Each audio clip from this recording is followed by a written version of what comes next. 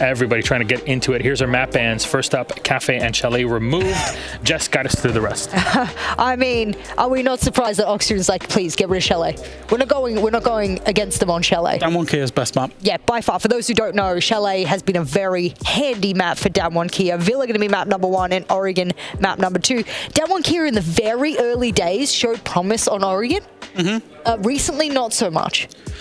I think this is more targeted towards Oxygen from DWG KIA because I have this as Oxygen's most hated map by far. Like, I've not played this map in...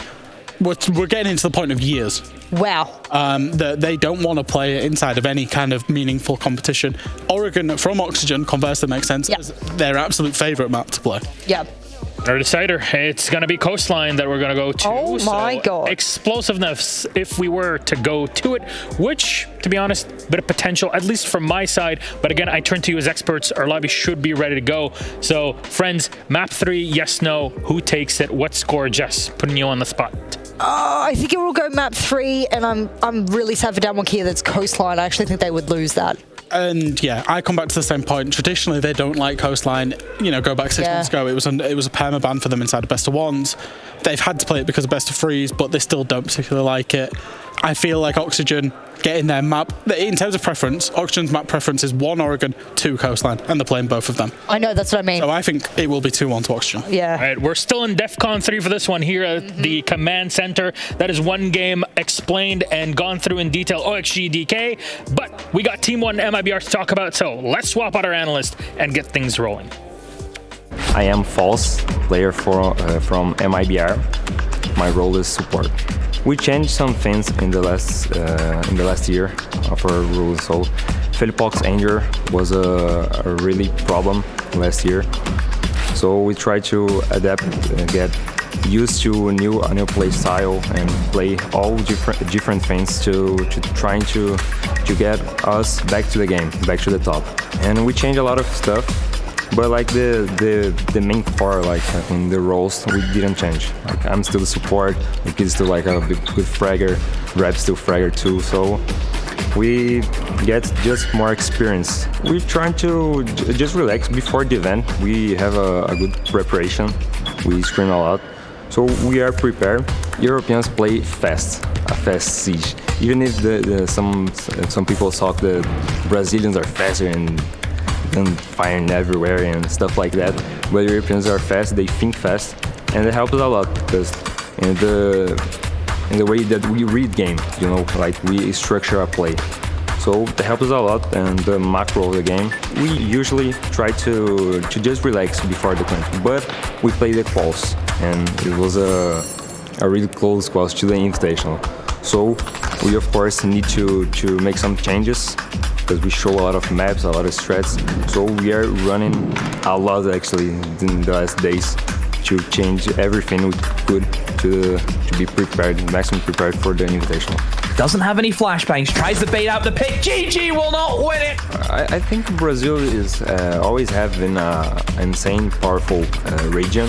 And I think it's just, we are, in the last years we didn't want nothing. We are just like getting experience, you know, like understanding the team. The Six Invitational means everything. Like, it's the biggest tournament in Siege. There's not a lot of words to talk about. It's just the biggest and the insane tournament. So we all wanna win. Hey guys, we are coming to get you. Be ready. And welcome back, friends. It is time for, as Ollie was describing it, the Brazilian Derby here, live from Stockholm, Sweden. We continue on with Six Invitational 2022. It is day 3 in total and of our groups, and we head into game number 2. We already went through our first matchup that's about to begin here on the A stream. That's DWG KIA versus OXG, but we also have our second one, of course, Team 1 versus MIBR. And as always, I am joined by some wonderful friends on the analyst couch. We got Demo, we got XR Troika. Friends, let's be honest, LATAM and Brazil specifically, that's your bread and butter. You've been on it for quite a while now, ever since we had the change in their systems here internationally from Pro League onto the leagues that we have today. So how about I lean in on that and ask you some deep questions, starting off with MIBR. We'll put those on the screen, the roster and what they have to show, because this is the team that made it through the last spot in the qualifiers, which is very surprising, to be completely honest, Emma. Yeah, it's very recent, obviously the last team to get themselves in, and I thought they played really well. Obviously it was supposed to be, it was their tournament to win. We're not going to sit here and build up saying it was a difficult challenge. Against the other teams that were in that qualifier, they were by far the top dogs, and they proved that. Wasn't, I think, as clean as probably they should be taking it. It went all 5 maps against Black Dragons to get the spot, so it was a little bit shaky at points, but I still think that MIBR, that they showcased that, yeah, they can still run with the rest of LATAM. Yeah, I think due to the difficult year that they had, they were always fighting against Black Dragons throughout the stages of the BR6, and it was brilliant to see that really come to a head in a true best of 5. All 5 maps played, no map weighted advantage going into it. If you're not familiar, Read Up Raps, Fowls, Fleepox and Lukid. Now, this is a team that it's quite close to my heart. Obviously, we cover LATAM. These are the guys that we're shouting about week in, week out. They're one of the more exciting teams, and I think they've got a very individualistic style. They don't play like other LATAM teams play. There's a heavy reliance on Fowls as the support player, and typically, especially on the defense, you'll have sort of 4 roamers out there, and it builds into that new meta of Siege that we're seeing, where you almost have 1 support and 5 killers. That is an oddity, to say the least, because they're always thinking, you know, hey, this is European structured playstyle, NA structured playstyle, where you have like specific roles, what you're supposed to do. This is the split. You have an entry, you have somebody that backs them up, a couple flexes, and a hard support. In this case, you're saying these people will do anything. It just means they're just going to get the kills and try to win it ASAP. Well, MIBR, I think, have had a great journey. Like, they've had a roller coaster. Keep in mind, this is the 3rd place team from last year. The 3rd place team, and that's a bronze medal. You know, if you were in the Olympics, you'd be happy as Larry with a bronze medal. I'd take a bronze over a silver, to be honest, but yeah. And the roller coaster that went on, I think they kind of went into the first stage of LATAM, played pretty good. I think, yeah, kind of building off that momentum from Invite. Then they go on the stage 2. Then they get hit with the injury. Fleepox goes down, and what a story that they've had to get back here. And Team 1 also had their own story of success, but after yesterday, I think there's been a lot of doubts around Team 1. Is that, okay, what really happened? They lost to DWG KIA, then they won against Navi, but it looked really, really rocky against a team that is also rocky, swaying quite a bit back and forth. So there's a lot of questions that are hanging in the air, and not to preface this too much, but Brazil playing Brazil on LAN is very different than them playing against one another online. Very different against playing against international teams on LAN, Ollie. It really is, and I think that Team 1 tasted success very early on in their journey as a team. You know, they were able to win Mexico after only being together for around 8 months or so. Obviously, due to the LATAM shuffle that we saw at the start of 2020, that's really when this team was born. So you really aren't dealing with a team that have spent that long together, and yet they've reached the heights of a major already. And I think there's that level of expectation on them. You look at them there in the global points, they're listed here as 1st. I think that's a rather inflated statistic there, really, if you think about it, because we're still yet to see how deep this team can go, and so far what they've shown us is that it isn't all sunshine and roses. There is a little bit of struggle there.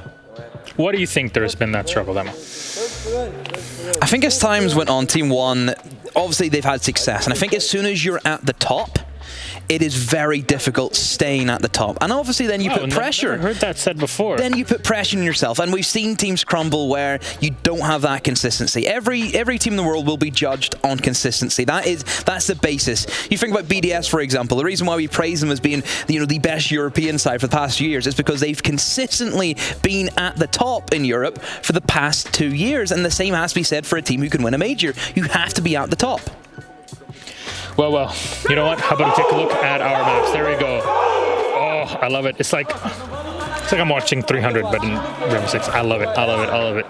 This is the kind of sort of passion that you'll see at LAN, and this is something that we miss hearing these players screaming and yelling their hearts out in preparation for the game. 2 Brazilian teams against one another. Oh, it's going to get loud here in Stockholm. I'm sure the King will be hearing it at some point in time. Sorry, we're going to wake you up. Let's take a look at our maps. We've got our map bans up, and as a reminder, 7-map pool. You got 4 that get banned out. Ban, pick as our final decider. We got our first one out out. Clubhouse, Team 1 and second is Coast, removed by MIBR. Ollie, can you carry us through this beginning? Well, these two teams have played against each other a good amount of times. Obviously, they're in the same region. They're going to know what one another likes. Team 1 there are going to come in with that Villa pick. And Cafe is going to be the pick for MIBR. Now, Villa is statistically MIBR's worst map, which is no real surprise as to why Team 1 have leaned into it fairly quickly there, it being their first pick. Cafe, on the flip side, while it isn't statistically a great map for MIBR, depending on how far back you look, it can actually be a good map for them, because Cafe has been adopted into Brazil. It's been a map that sort of pseudo-replaced Consulate in a lot of ways when Consulate was removed, and it's a good map here for MIBR. They've got good recent success on there. Yeah, and they were really the first team, I think, to actually have a try at Cafe. And then there goes the rest of the veto. Chalet ban from Team 1. The last time they played against each other, MIBR beat them on Chalet, so probably a bit of a safe ban going in for Team 1. And then Bank also for MIBR. And that leaves us with a decider of Oregon, which is a bit of a surprise, because Oregon strikes me as that's a Team 1 map. They love going to Oregon. Alamal with the shotgun, the Ella shotgun, that is a combo for success. Hey, that's something that, you know, they could use up as, you know, this is the third map, we can be more comfortable on it in this stage. It'd be something that would slip through the nets of MIBR that had the last week to prepare coming up to here, and of course not having played in day one.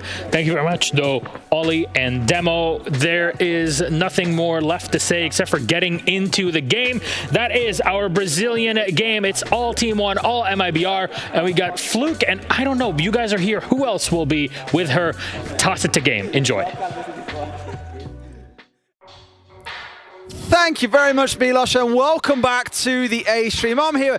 No, not today. Eminem aren't playing today. Can I do? No, you're a caster today, okay? Casting face on, game face on, ladies and gents. If he starts getting undressed again, you tell me and I'll sort him right out. Welcome to this fixture, and my God, have we got a screamer lined up for you. It's down 1 Kia, it's Oxygen. Neither team have dropped a map so far. Today, one of them will. I don't think I'm overstating this in saying these are two of the most exciting teams that we've got in the tournament at the minute in terms of results, in terms of performances. They are looking like some of the top teams that could be going deep into the tournament, and now they're facing up against each other.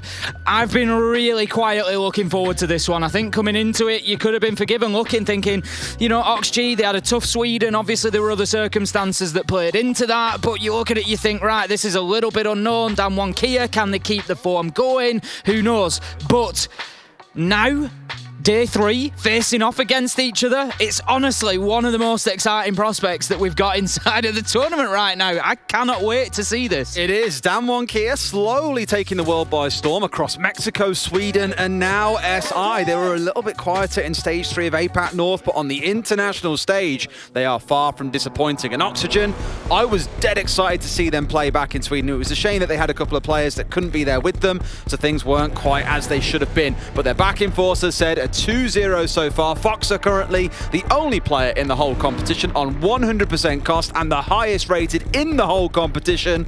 To me, this will go down as one of the games of the group stage. Let's get into Villa, though, as our bans are underway. Thatcher, the first one to be taken off the board. Someone's got to ban it, Tim. It may as well be Oxygen. Yeah, no surprises there. Still very, very common. We have seen Thatcher sneaking through a little bit here at the Invitational. We've seen, you know, a little bit of weight going towards other bans occasionally, but Jackal going to come in as the attacker ban from down 1 Kia.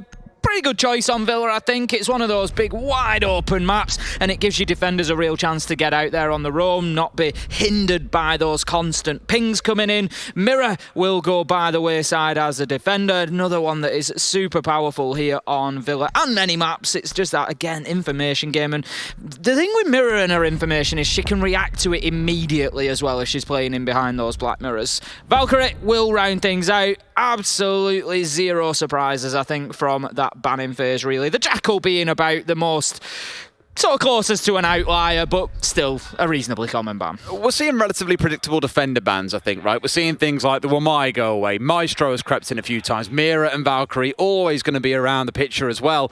On the attacking side, you tend to see something like a Thatcher and then this other wildcard ban. Think about the Flores bans. I'm pretty sure we've seen a Finca ban throughout as well. that seems to be the only kind of variable slot. Otherwise, the other three are having to go towards these more common and expected bans. Aviator Games is where things are going to kick off. We've got a 6th pick away from that Maestro that we spoke about just a second ago, normally being banned away as the sort of go-to info operator for them. The Mute coming in, and on the other side, Yas. This is different. He's normally always the go-to Iana player. Here, he's stepping across onto the Nook. I wanted to pick up on Yas. Little bit of a quiet tournament so far for Yas. There's one player on Dan1 Kia that we're really waiting to activate, and that's not a criticism of Yas. We know extremely good player, will absolutely tear teams apart on his day. So we're just sort of waiting for that to happen. And the thing is, when you've got a bit of a sleeper in there like that, it's always a concern when you're going up against them, because if this is the game, you're going to be in trouble. Yas is like playing that platform game where you beat the first boss and you go, yeah, finish the game, and then it goes, oh, he's evolved, and then Yas is the one who steps forward, because so far it's been players like Woogieman, the Boogeyman, as we've always called him, stepping forward and putting up the numbers. He's currently plus 23 on KD diff across the competition, 4th rated across the whole thing, so it goes to show. Yas doesn't need to shine yet, but I imagine when things get tough, he will be that player that steps up. I will never forget him tearing teams asunder on the roam on maps like Bank back in Sweden. Oh, absolutely. He's an absolute nightmare, and he's one of those, players. I would put him up into the sort of top category in the world of players that just can't be controlled. That's the point. We see these players that just go in and they just cannot be controlled. It's not anybody's choice anymore as to whether they win the gunfight. It's all down to them. So on the bottom floor, we've got Laxing playing underneath on the Kaid on a little bit of a roam there. Something that Dan1 Kia are going to need to be aware of. He's got Nitro in hand. He's likely protecting the electrical that has probably been placed on the wall. For anybody who doesn't know, we've obviously, we're pulling at Invitational a lot of new viewers to Siege as well. Kaid has a little gadget that will electrify a couple of panels of reinforced wall, but it can actually be applied to those walls from underneath, which is a little bit unusual. Alternatives like Bandit's batteries cannot be done that way. Laxing, he's going to keep himself safe downstairs with an opening kill onto Coated. Foxer gets in on the action as well with one onto Rin. 5v3, great start for Oxygen. Yeah, it was interesting because at the 45-second mark, Dan1 Kia made the executive decision to back away from the south side and moved everyone up towards the north side instead, all pushing in through bedroom and off to that side of the map, and they've lost 2 members in the process. Yas is still lurking right now, at least out towards the east, droning himself in, finding out what's going on. He sees Laxing here. He's going to give himself away there. That drone being hurt by Laxing as it did come jumping in, but Yas wants to take the 1 versus 1. He'll be on the hunt if he can find Laxing, at least give something back to Dan1 Kia in this round. But if he goes down a 2 versus 5, fair to say that first round is going to be in the gutter. Great play from Laxing there, I've got to say. Absolutely fantastic on the underneath. Just a really good understanding there. 2 minutes, gets a kill, gets himself out of there at the right time when he's being pushed. Absolutely spot on from him. Exactly what they needed in that position. Yas, however, is now, after clearing Laxing, able to find that vertical nade onto Kino. But the point here is that's not the end of the world. There's only 50 seconds left to go, and Dan1 Kia have still got a lot of work to do. So if you sat at home thinking, why didn't Laxing stay down there and fight him off? He doesn't need to. His job is done, and Dan1 Kia are going to be rushing in here at the very last second. They're going to be forcing their way up through red stairs. That's where Yatis, he's got one more off to his right. It is Katsang and the Nomad following up behind not long after, but Ver sat round the corner. They know the man's tucked in. A great grenade comes in, forces him to run. Great team play, but Yas swings in and gets down by Yogg. All the members of Oxygen getting involved in this round. Woogie's in for another. A 2 versus 2 and 15 seconds to play. There's one sat inside the vault they've got to be aware of. They see him on the run. All they've got to do is hold. They've got the vault door to play behind here. They can't quite shut him down. Out comes an air jab to stop another run through. He's got a little bit of cover to come in here, but Katsang's going to step back out. The C4 coming out, and Fox gets the shutdown.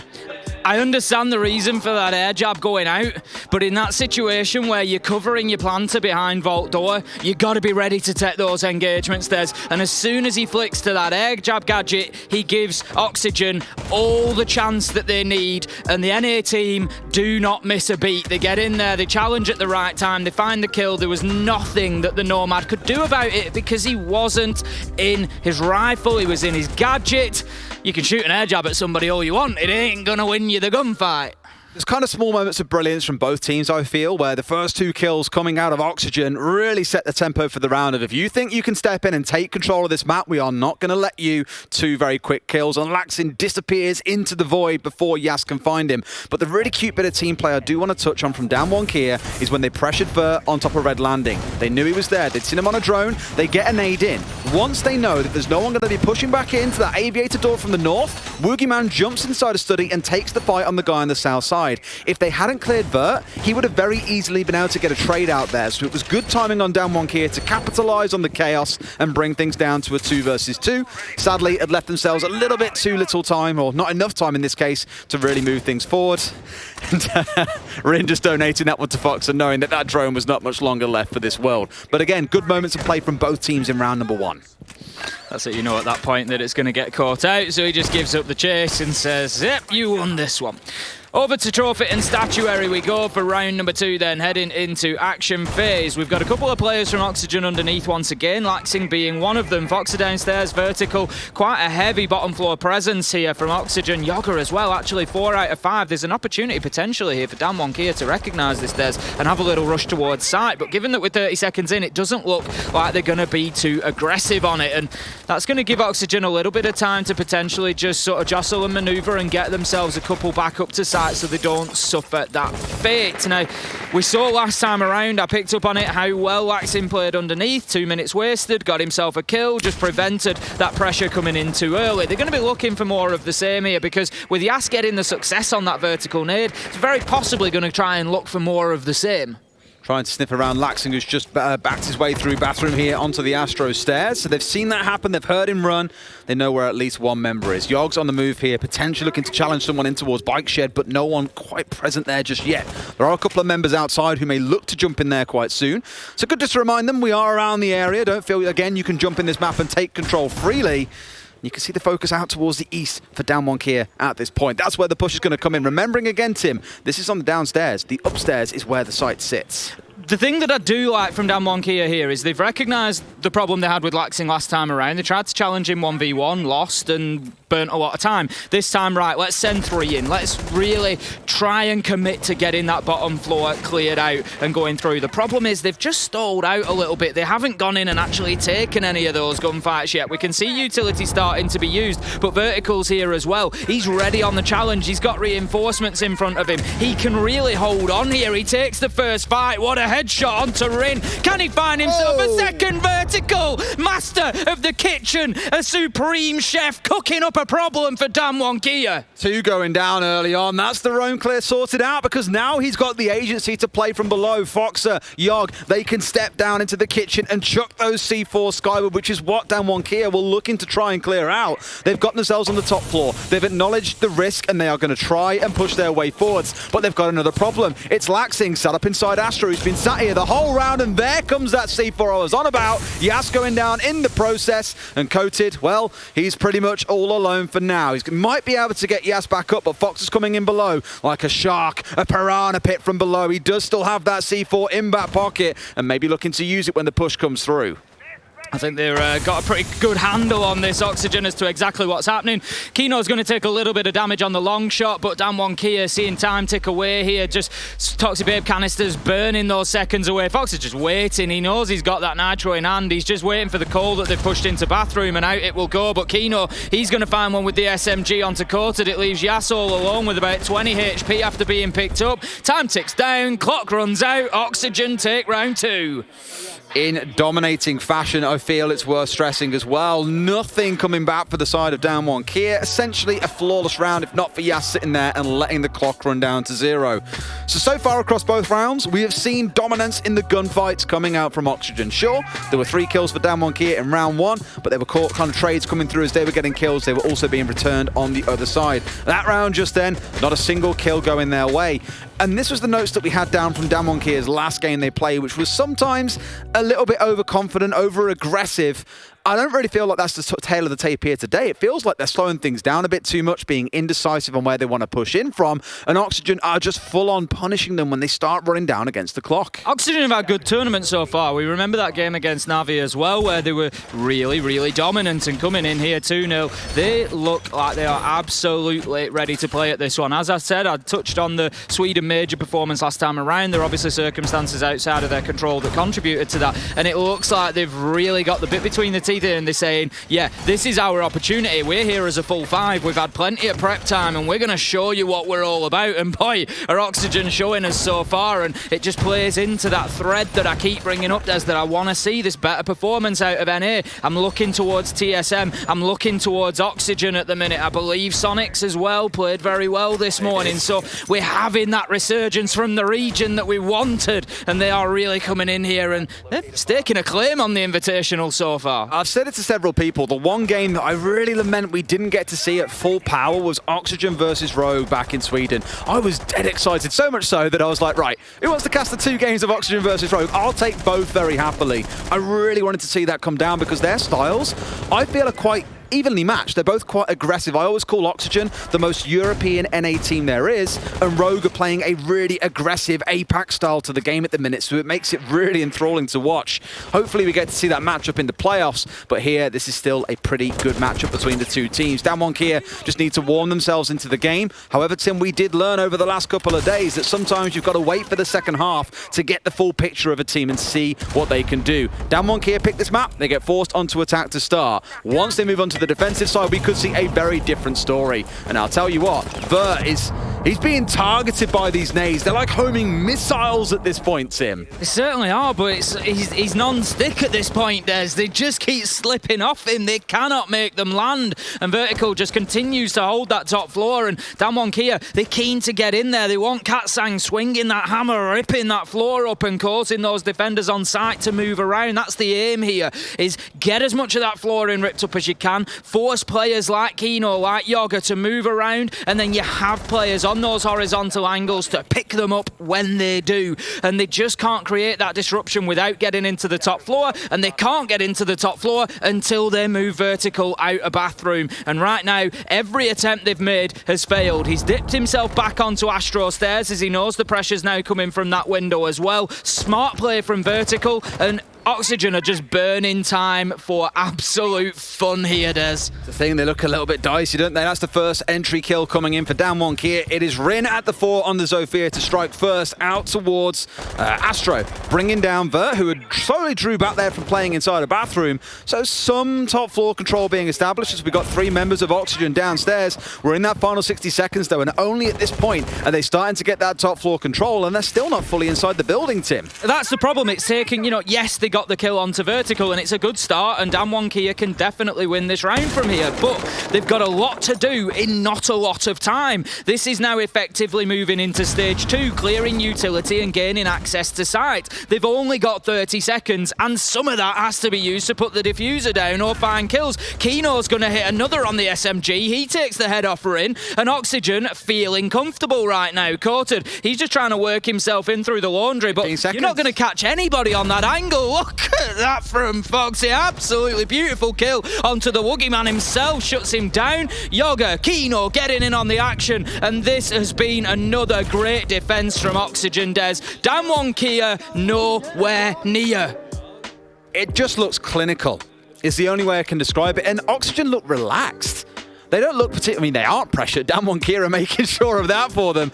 But Oxygen is at a point where I feel like they're holding these angles and going, okay, you want to push in, cool, we're going to swing you now. Another kill for us. We'll back away, take another angle, rinse and repeat. They aren't being forced into pincers from DWG KIA, for example. And as much as I've given DK, a bit of praise for saying these kind of joint pushes are looking good. In round 1, the study and the landing push at the same time. In round 2, when Katsang broke open the pantry door whilst they had Rin pushing in towards laundry. They've done a couple of bits of team play, but it's elementary. It's kind of the countdown 3, 2, 1, push, swing, start firing, take action.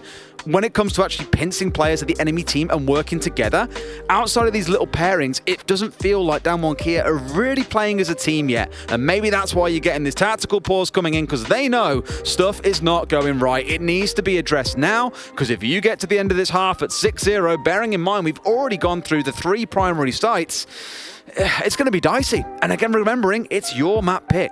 You step into Oregon next. Number 1, that is, well, Oxygen's number 1 map. And for you, it's kind of a middle tier map. I think they're like 5-4 on it in record. It's their 3rd most banned map, for example. It's far from their strongest. They need a result here on Villa, which is their home map. Like you say, they need to start finding rounds is the top and bottom of it. We would expect, and you know, I'll fall back into old tropes, we would expect to see defenders do well on Villa. Yeah. So that is the start of it, but that's not 6-0 well. That's not just what we're seeing here. Exactly that, Des. That's not what we're seeing here right now. We're seeing Oxygen win rounds 4 versus 1. You know, 3 versus 1. Right now, Damwon Kia aren't even really getting close. This is not just being edged over the line for Oxygen because they've got that slight defensive advantage on Villa. They're absolutely dominating these sites. They're picking up kills on both floors. They're using the entire map very well. They're controlling the entire map very well. When have you know, in the last 3 rounds, I can't think of an occasion where Damwon Kia have felt like they've been in control of a large portion of the map for the majority of the round. They've been hopping in windows, that's it. Yeah, it's been, you know, when they have had top floor control in round 3, for example, they had it for 50 seconds. You know, they're not getting it with enough time in pocket to be able to really do something with it. There's more work that needs to be done, is, again, as you say, the top and bottom of it. They need some rounds on the board. Let's see how they do in the second rotation of our 3 sites, starting inside of Aviator Games. It's looking pretty similar to last time, right? You got Laxin playing on the downstairs. Last time it was Yas playing on the Nook, who droned him out. Daxin caught wind and just charged away. Yas then did get a nade kill from below, to be fair to him, onto Kino, who was inside of sight. But outside of that, they didn't have a whole ton more going for them. It came down to a 2 versus 2 with no time left on the clock, and it all fell apart from there. Here, Damwon Kia, I'm not sure how I feel about this. They're starting on a full north side clear when they've already showed last time round that that decision really slowed them down and led to them having to push their way up red with a jump in from Woogie Man inside a study. So they're giving themselves more of the map to clear out this time, and Oxygen are responding in kind. There are 3 of them pushed up towards the north. Fox are downstairs with the C4. They're just moving like water and flowing to Damwon Kia's game here. Absolutely no issue at all. What a shot again. Brilliant from Vertical there, just reacting at a split second, manages to get a kill. Katsang coated right, Damwon Kia. Now, let's get you into this game. You've got yourself a man advantage, 4 versus 3. We've got Vertical and Yoga off the board. Laxing and Fox are downstairs. There's only one on site right now, Des. Let's have a bit of urgency, Damwon Kia. Let's push forward and put some pressure onto Kino. They're obviously conscious of the fact that Laxing has a nitro in hand, but that should be manageable. He's moving back towards red stairs. This is better from Damwon Kia, but I would still like to have seen at the beginning of this round, you got Laxing playing in the same position he caused you a problem from last time. He should have been dead within 45 seconds. Just get in there, 2 or 3 of you, and get him gone. This could very easily be a 2-1 though for Oxygen at the start of the round. Yoga had the right idea. He hadn't died yet. He was, what, 5-0? He swung onto the master bedroom from inside a trophy. If he'd netted that kill onto Coated, different conversation. And Coated is very low. He's only on about 5 HP at this point. And there's a swing coming in. Takes down the low HP Coated, back into a 3 versus 3. But at least Damwon Kia have got a bit more time to play with, Tim. I love that from Kino as well. He gets himself stunned out. So what does he do? Quick thinking, bang, there's a Toxic Babe onto the door. I know there was a second pushing me. That's just going to give me the breathing space, and that's exactly what it does. Taking breathing space by removing it from somebody else. Fantastic play. Yes, he's looking to push and pressure now from Study. He's inside of there, but Laxing is holding the angle from top main stairs. I'm not sure that Yas is aware, and if he peeks this corner, he's going to lose his life. Rin is able to get in and start getting the diffuser down. The cover here is essential. Toxic Babe canister goes out. Kino does make a challenge, but doesn't manage to get the kill onto Rin. Does do a lot of damage. He's going to suffer a nade though. Does he get away from it? He certainly does. The fuse timer just coming to his aid there, but A lot of work for Oxygen to do here. They've got kills to find, 2 versus 3, and this is better from Damwon Kia, able to control the map a little bit better and get a plant down. Nice attempt from Laxing, but just loses himself in the jump over the banister there. Can't just quite find his shot, and that's going to be Damwon Kia taking their first round, and we'll see how much of a toehold that gives them in this game. In better fashion as well, right? Like, they had 3 remaining at the end of that round, and did they get away with a bit of a bandit plant behind that vault door? Sure. Yas, I think, made a really smart decision too. Part of the kind of inclination as the entry is, okay, I want to go and get these kills here that create space for us. I want to clear up main stairs. Instead, he plants his feet inside a study and just says, Laxing, if you want to come and challenge me, I got no qualms with that. They had the actual aviator site itself being held just outside of the north door, the plant going down behind there. You had study being held down by Yas. They controlled just enough ground to make the plant happen. And if Kino had stepped forward and got away with that smoke canister a few seconds prior, that plant probably doesn't get stuck down. And Rin dies, it becomes a 3 versus 2, and they can win things out. So it was good tempo being shown by Damwon Kia. Oxygen, for the first time, ever so slightly slow on the uptake. A little bit. I think ultimately there, I think the way that I'd look at that round, it feels like Damwon Kia did a lot with a little. Yes. They got themselves... they kept themselves in it with trades. That's something they've not done in the first 3 rounds. We've seen Oxygen a number of times, 5 versus 3, 5 versus 2, and they just haven't been getting those trades when they've lost bodies. This time, they lost the first one, but there was 2 straight back, and that's what Damwon Kia need to do. Keep the pressure on Oxygen. Don't lose kills for free. They also then only took a small portion of map control. They weren't really invested in 90 corridor, they weren't at main stairs. They managed to get 1 person into study, but other than that, it was just pretty much all from that master and trophy side. They then got the diffuser down, doing a lot with a little that they had, and that was well played from Damwon Kia. They now know, at least on the side of Auction, that there is a Nook on the field. They just had someone sat on cams. I think it was Vert on that south side cam in towards Ruins, who saw Yas come charging forward and shoot it out, so they'll know to be expecting that and not to be relying too much on the information that might come in for the drones set up by Foxer.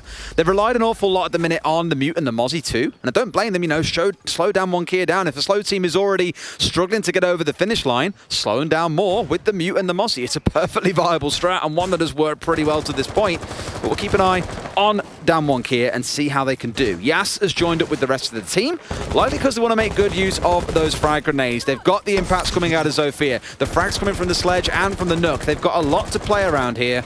So we'll see what they can catch with it. I imagine they'll be looking in towards those Banshees because we've already seen them stung by them being left up a couple of times. Katsang just going to join this top floor push as well. Rin is still potentially looking to move in underneath. He needs to be thinking about it because Vertical and Yoga are both playing down there. Yoga's playing for having the Nitro, Vertical's playing to cover him. So they need to at least consider that. They can't ignore it for the time being, but Damwon Kia look pretty intent on getting themselves into sight.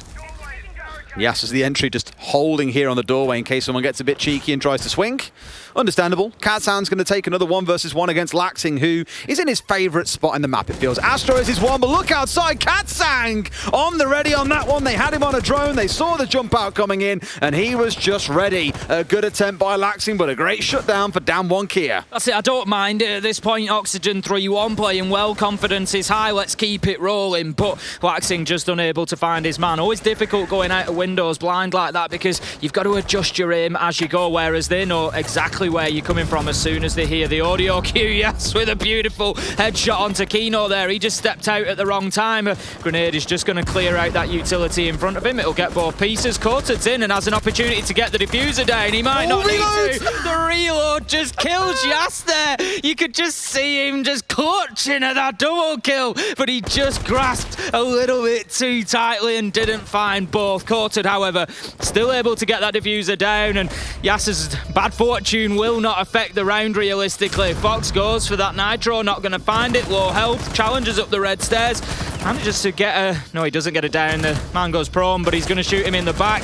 It's surely only a matter of time. Those bullets raining around Fox. You can hear them hitting the bricks, hitting the rails, hitting the stairs, hitting everything but the man himself. He's trying his very best here, but he's been pincered in from 2 or 3 different sides. It's like a triangle set above him. Katsang did just smash the fall through as well in case they want to get a defuse from below. It's a 3k for Foxer. I mentioned that he's the top rated in the competition, but he's got to do it all in the next couple of seconds. I think he's going to find himself out of time. At this point, it's playing for Techers. It's playing for the KD. It's all going to time out. Damwon Kia will find themselves another round.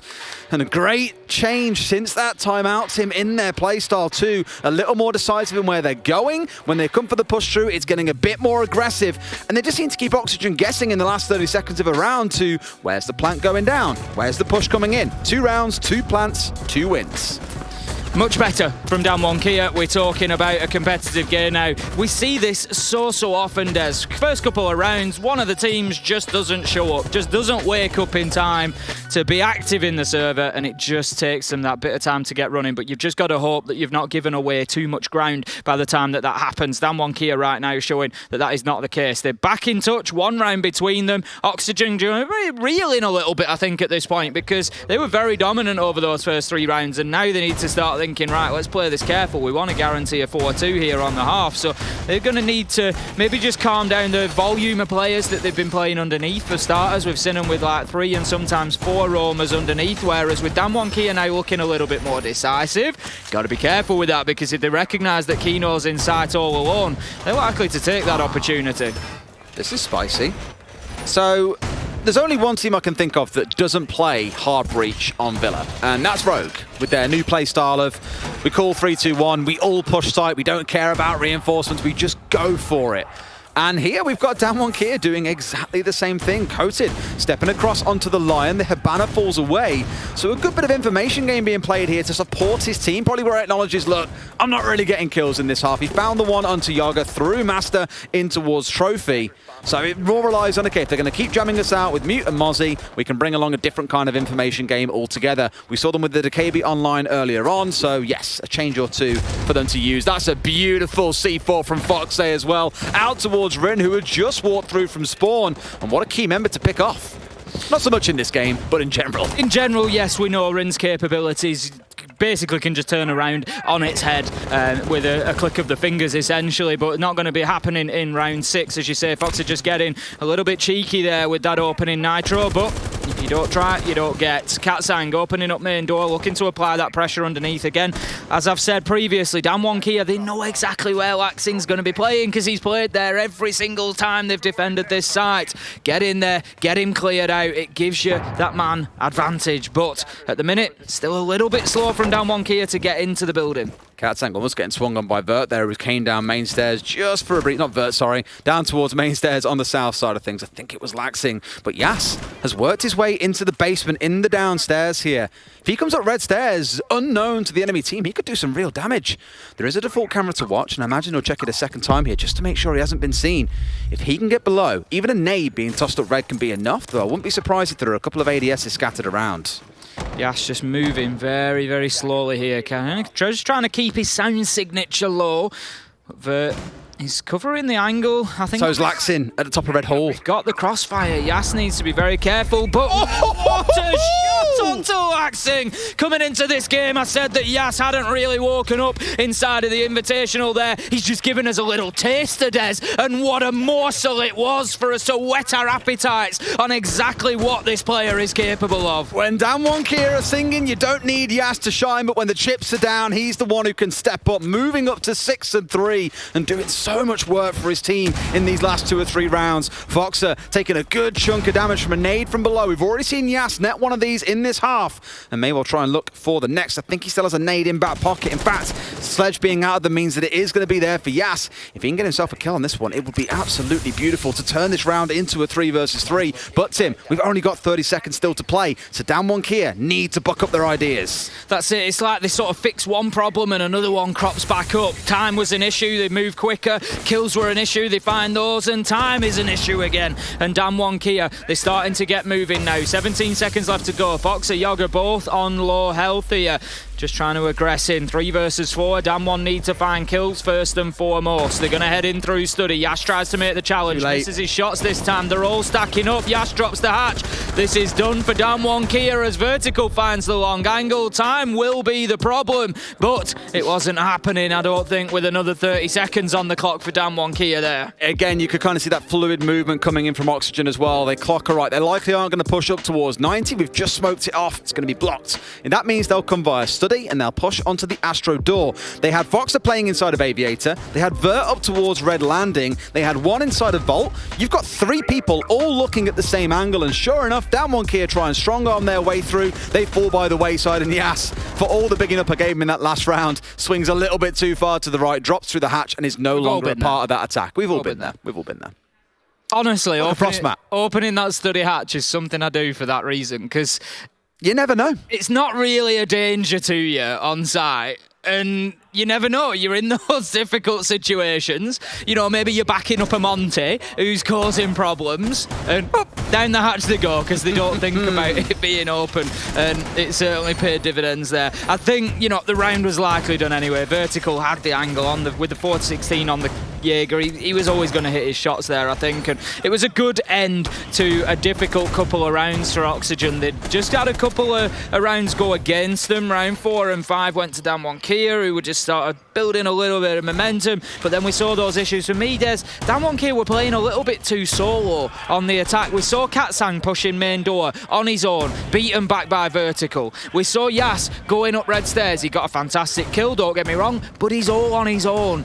You're easily traded and nobody can do anything to impact on your death. They warmed into that half because we were saying after 3 rounds, you know, they're playing in pairs but not as a team. You didn't get that team feel from them. It was only really until the later rounds where that started to come to life, and even then we were looking in towards what was going on for Yas. The 2 rounds that they did win, they got the diffuser down, Des. They played the objective, and I think that's what they just needed to focus on a little bit more. Working in units, attacking, getting map control, and then putting the diffuser down. It was certainly more successful for them. But let's see how Oxygen do on the attack now. We're going to move into round number 7. We'll see if they can find the same sort of success. The problem Damwon Kia have got here is that Oxygen have been hitting some great shots. Yog's going to continue here, finding one onto Rin, who's having a torrid time of it here on Villa so far. Last 2 rounds has been the opening death, and Oxygen got themselves an advantage, and they're starting to get themselves some map control, but the challenge comes into bedroom. Katsang keeps going, finds his man. Kino's going to go down, and Woogie Man comes to haunt them from the Astro stairs, finding Vertical, and the north-sided push, it just collapses, Des. Such a spread coming in from the side of Oxygen, but Foxay swings onto the master door, finds a kill onto Katsang. Yoga with a nade coming in, finds another. And I thought in a 4 versus 3, you all being spread across different sides of the map was never going to work out for you, but they found 2 kills coming back in. Foxay moves up to 9 and 2. He really wants to hold on to that top-rated spot, Tim. Playing fantastically. He's really having a tournament here, and it's a pleasure to see him play when he's hitting shots like these and just absolutely dominating teams. 3v2 now as Oxygen have managed to turn things back in their favour. They've certainly not reeled, and this is something I said about TSM, if you remember, Des. I think we're seeing a great mental strength from NA teams this time around. It's something that maybe they've struggled with previously, but the resolve of these teams to come back. Yoga with another nade onto Coated there. 3v1 now, and this is Oxygen's round to take. We're going to see them go 5-2 more than likely here, and as I say, just even within rounds, they're just able to fight back from adversity very, very well, and TSM showed it as a capability across the entire game as well to fight their way back into Clubhouse yesterday. Loving what I'm seeing out of the region. They're taking time here, right, where Foxay's been sat on drone. They've made sure that 90 is clear. They'll have the call that Woogie was in study, and they've confirmed that he hasn't moved off towards 90, so that looks to be where they're going to start working their way forward. You can see the outlines on your screen now working their way in towards site. Woogie tries to take a swing, but Laxing has got inside. He's not the one with the diffuser, mind you. It's Foxay coming in from behind, so Woogie going to rotate his way across. He has got the MP5K in hand. It's no SMG, it's no shotgun, so it can be quite lethal in the right hand. Swings, but Laxing finds the kill. Oxygen winning their first attack, and that is one of 2 they need to get to match Damwon Kia's record. Excellent start on the attack from Oxygen. Going to be looking, I think, to close this one out quite quickly nowadays. They've got themselves a bit of breathing space. They've got momentum. The wind is quite certainly beneath their wings at the minute. And they're absolutely flying towards a great result, starting off against a team that a lot have been touting, Des, as potential winners here. You know, it's early stages. I don't go in that far to begin with. There's a lot of siege to be played yet. But a lot of people have been talking about Damwon Kia as potential finalists, as having, potentially the best run we've ever seen from an APAC team here. And I don't disagree with it, but Oxygen right now, they are on top of them.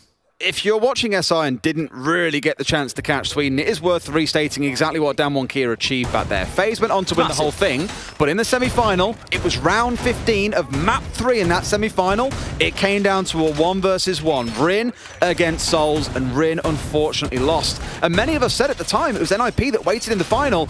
The real final was that semi-final. If Damwon Kia had breezed their way past FaZe or beaten them even in that last 1v1, they could have gone on to win the whole thing. And my God, would that have been a story to put an end to the LATAM domination we've seen for the last 18 months or so.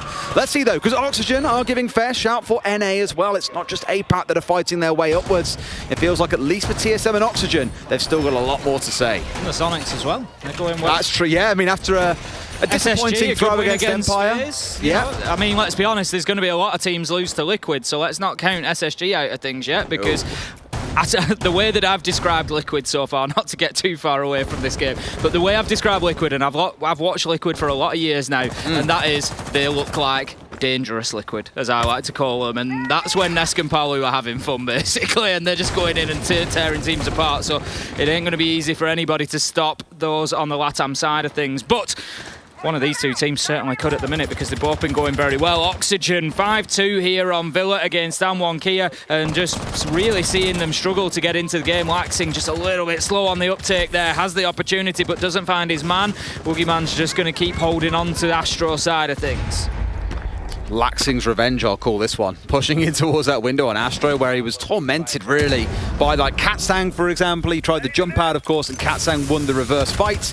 Kino straight in and finds 2. How has he marched his way through? I thought it was him getting that third, but it was Vert stealing one on the south side. A 5 versus 2 there, in without even a moment's notice. Foxay getting the plant down. This looks to be a 6-2 to Oxygen, as they have completely torn Damwon Kia asunder. All day long, Grin, he's trying to find something, just wants to get it going here. Can he find his man on the window? The challenge is there. They both miss each other, and it will continue. Yoga taking a bit of damage. In comes the nade, just to slow things down a little bit. Yas, low health as well on the Thunderbird. Yoga gets the kill with the LMG, and that is going to open this right up now. Yas, 1v4, very little health. We know he's capable of it, but it's still unlikely. He's looking for that challenge. He knows there's a man on the window. He can keep trying, but no, he's just going to dip away. His time has gone. There's nothing to be done here, Des. He gets himself a little consolation kill. That is going to be all it is. It's impactless, it's meaningless, as Oxygen ultimately, they take yet another round, 6-2. He walks away with a morsel kill, while Oxygen take the full 3 courses, absolutely destroying Damwon Kia in that round, and by the looks of it, destroying them on the map. Not a single defensive win coming in yet for Damwon Kia. I know we've only seen 2, but they're making this just look easy, to be honest with you, Tim. On fire, and I know a couple have said about Damwon Kia, a little bit overconfident at swinging things they didn't necessarily need to swing.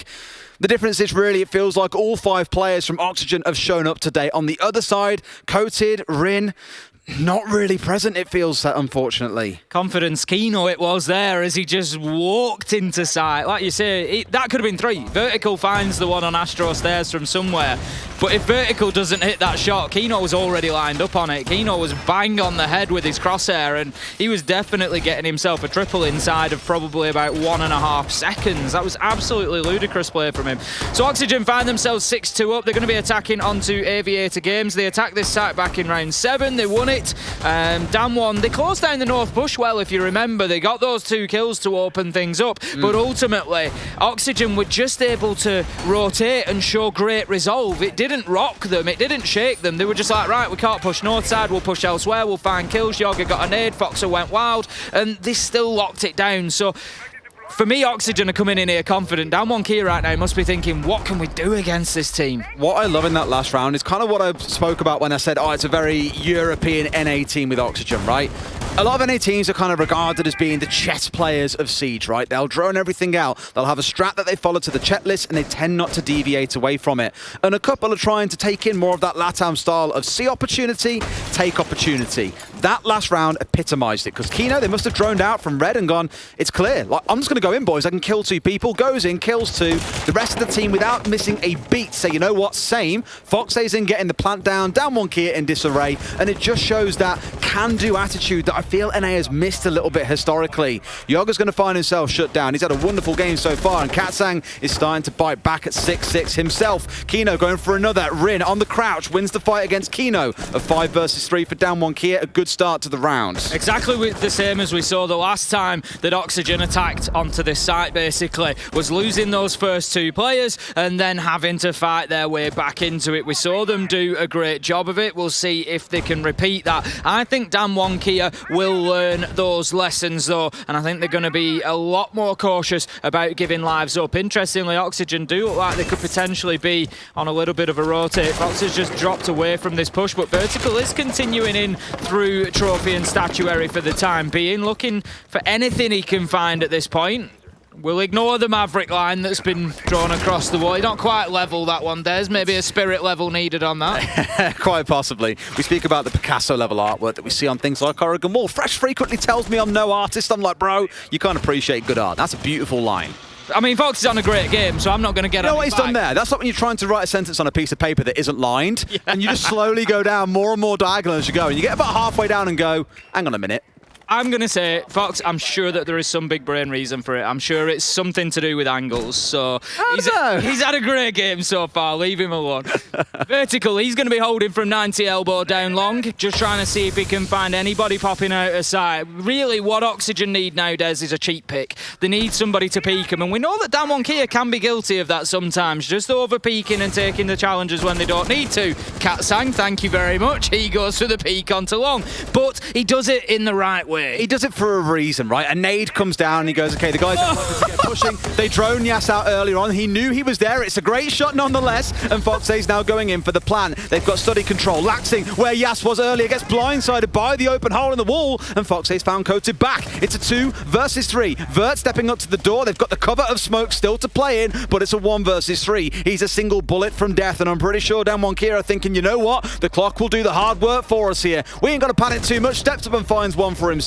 But the clock is most definitely going to hit 0, and Down 1 Kia prolong their stay on Villa a little bit longer. Well played from Down 1 Kia at the end there, but I tell you what, Oxygen made a round of it, didn't they? Foxy just driving into the heart of sight. Couple of kills just to really motivate his team. It's what they needed. I tell you what, Des, if Laxing doesn't get hit in study there, I think Oxygen maybe get that round. There's the potential for him to get that diffuser down because Laxing can come back onto study door. I understand what he was doing. He was concerned about top main stairs, which he was right to be. They knew Katsang was there because he challenged Vertical, so he knew he had to go for that kill. What he didn't know was that Down 1 Kia had somebody in game room covering through the peak holes that had been opened up in the soft walls. So, you know, for anybody who's playing this game at home and you look at those setups and you think, why are they blasting holes in soft walls? You know, reinforce everything inside. Barricade everything inside. That's why it's not the answer, because they work both ways. As much as the attackers can look through them, as much as the attackers can potentially use your rotations, so can you. And Down 1 Kia there, example, just point proven, stood on the pool table inside of games, bang, straight through on the long angle. No way that Laxing can fight against that. Completely blindsides him, and then it opens up the rest of the round for Down 1 Kia. Great round from the Korean team, but a lot of work still for them to do. There is, and Oxygen have got 2 opportunities before them here. 1, their tactical timeout to get a good game plan together, and 2, remembering that they're on the attack. If Down 1 Kia win this next round in Trophy and Statuary, the next site they have to step into is Dining and Kitchen, the off-site where attackers will normally find their round wins to get those 4-2 halves that we always talk about. So I wouldn't be too worried if I were them right now. They've had a good chat coming in from the coach as well. Hope stood behind them, and now they're ready. 3 more rounds to get this right for them to take away Down 1 Kia's home map and go through into Oxygen's sweet favourite, which is Oregon. Going to be Trophy Statuary. We saw this last in round 8. Oxygen got the win once again. It was down to, I'm going to call him now, Confidence Kino, as he just burst himself into sight, got himself 2, could have been 3, but Vertical beat him to it, and they were just dead in heartbeats. It was like one of those films where you've got like a secret agent that just walks into a room and it's just bang, bang, bang. It was absolutely fantastic play from him. We'll see if we have that sort of energy and passion coming out of Oxygen once again, or do they just just slowed things down a little bit. You can't always get away with those movements. It was just that Kino saw the opportunity and went for it. So we're going to have the setup going. And interestingly, Des, on this one, Damwon Kia have brought along the Pulse. They're going to be using a lot of utility downstairs to try and keep him safe. And obviously, he's going to be looking for those nitros off that heartbeat scanner. I swear I've seen Pulse somewhere recently. Oh, I don't think you will have done. No, like in the last few minutes as well. It might have walked past us somewhere, I don't know. Maybe. This is a bald guy, quite small. You just feel his presence quite a lot, do you? Yeah, it's weird. Yeah. I hear him talk quite a lot as well, I think. Nah, I don't think it can be Pulse. Really? Yeah. Right. I mean, I've never seen him in the same room with me, for example. No, that's true. That's true. That's all I could say, for sure. Good point. Maybe I'm just seeing things and hearing things and whatever this is. Let's get into round number 10 then and see if Damwon Kia can again prolong their stay in Villa or if Oxygen will be taking them into Oregon very shortly. Kino, at least holding the angle for now, looking himself up towards Red Landing in case someone does want to peek out. The 5 yellow ping that you can see coming through indicating that there is a drone watching, and they believe it's Verts, just giving them an idea of someone might be about to come stepping through. Be wary. But the problem is the downstairs player, Tim. We spoke about this Pulse already. He's going to have eyes on what's going on above here. He'll know that Kino is at the top of Red Landing and be able to feed that information back across to his team. And Rin, what a step out. Wasn't quite a ping there, but it was enough for them to know this is the best time to go for a swing, and a beautiful entry. There will be no confidence from Kino this time around as Rin sees to that. And as you say, maybe that's something that Damwon Kia have just been missing a little bit, Des. Information. Just that knowledge of where people are. When they've got that little bit of a heads up, they can go in and win the gunfights. They can win the challenges, not a major problem. And Rin has just shown us exactly that. But I tell you what, pressure's going to mount quickly here because it just feels like they've conceded a little bit of South control here, and it's just allowing pressure to come from that side very quickly. Katsang is again feeding the information up to Rin that someone is on landing. Rin not quite feeling a swing just yet. But when the opportunity comes in, well, you can bet your bottom dollar he'll be having a good go. Yoga's the one holding off on that angle. We've got 2 looking in towards Master for Oxygen, and Laxing is joining Yoga on the south side. So it's a southeast-sided push coming in from Oxygen here. No one looking to play up on the Astro window, which means Woogieman is largely uncontested, at least for now. You can see more of these pings coming through. They know there's a little bit of a threat in the way. And for Damwon Kia, they've got 3 players up in Astro. Not sure about that again, what I've just said. There's no one's pushing on that side. And now Woogie's going to descend downstairs and see what work he can do from below. On the Oryx as well, of course, let's remember that there is the ability to jump up those hatches if he chooses to take one out. Need to be careful, Woogie. You've got Laxing right above you. I'm not sure if he's aware of that or not, but Coated's going to find Foxy and Oxygen. They've just stalled out on this one, Des. They're not really making too much progress. Yoga does manage to get himself inside a side. Woogie does come up the hatch, I can only assume, and finds Laxing. Wow. Gets himself another. Rin finishes things off, and that is going to be one to see on a replay, hopefully, because that was a real play from the Oryx. I'm shocked he got away with that. Unless Laxing has stepped around the corner and therefore didn't get the sound of the hatch being opened up, he's just come up and wished him a good morning. It was a bit of a surprise. I really thought he'd turn around and get the kill as the Oryx was coming up the hatch and stuck in the animation, but no. Good shutdown, a flawless round for Damwon Kia at that, and a lot of it coming off the Pulse, because Katsang was constantly feeding information. One for the opening kill, then Yoga stepped in and helped him go down as well. You saw the player that was inside a trophy hit the deck. It was all based on that information game, and just in case the Pulse wasn't enough, they also had the bulletproof coming out of the Aruni. Really good setup for them. When you look at how they were starved in the first half of information because of the constant mute Mozzie setup as well, it's good to see them turning the tables back on Oxygen here and bringing things up to 6-4.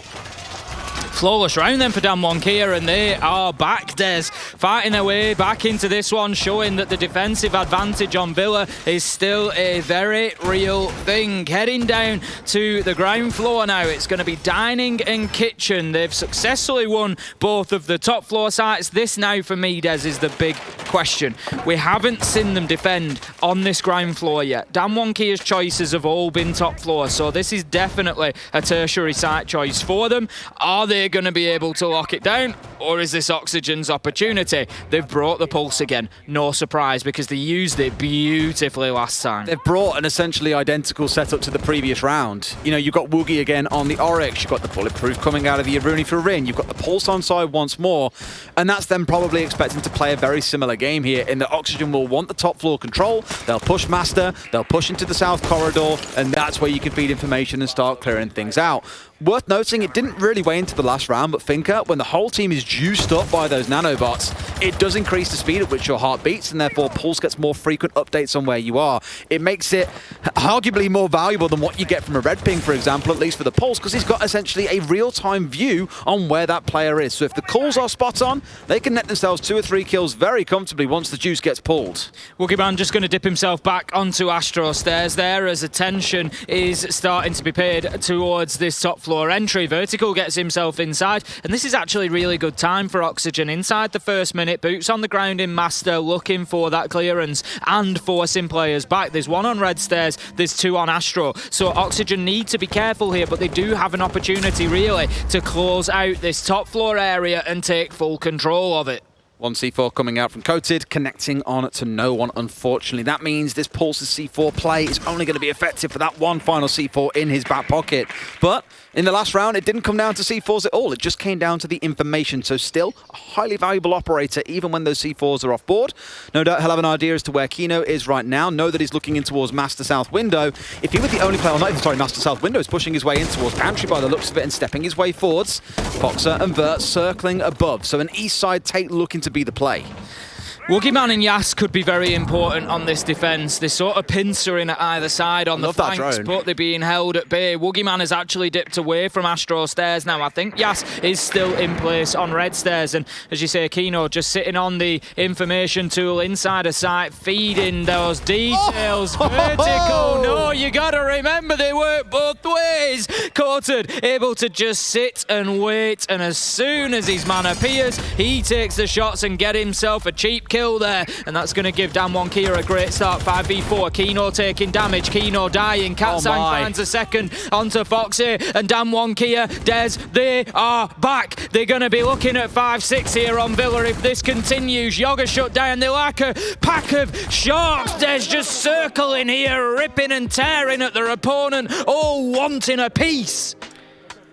Playing a bit of a murder mystery game there, and I think it's fair to say it's Damwon Kia in the laundry with the UMP. Katsang 2 big kills to shut down the door, and the painful thing is, Tim, that timeout, I said 2 things. 1, the timeout's really going to help Oxygen get a plan together. 2, they've got to see Damwon Kia rotate through all 3 sites. And if they get to the off-site of downstairs, that's where I think Oxygen can nip this one in the bud. They've just gone through that site. They haven't achieved that. We're going back into Aviator games. It is not looking pretty, as Damwon Kia have woken up into this game. And like we said back in the first half, when it was 3-0 to Oxygen, wait until you've seen the second half before forming an assessment, because Damwon Kia are now here to play. I've spoken about that mental resolve that NA have been showing us a couple of times, and now here's your moment, Oxygen. You know, ultimately you were 6-2 up.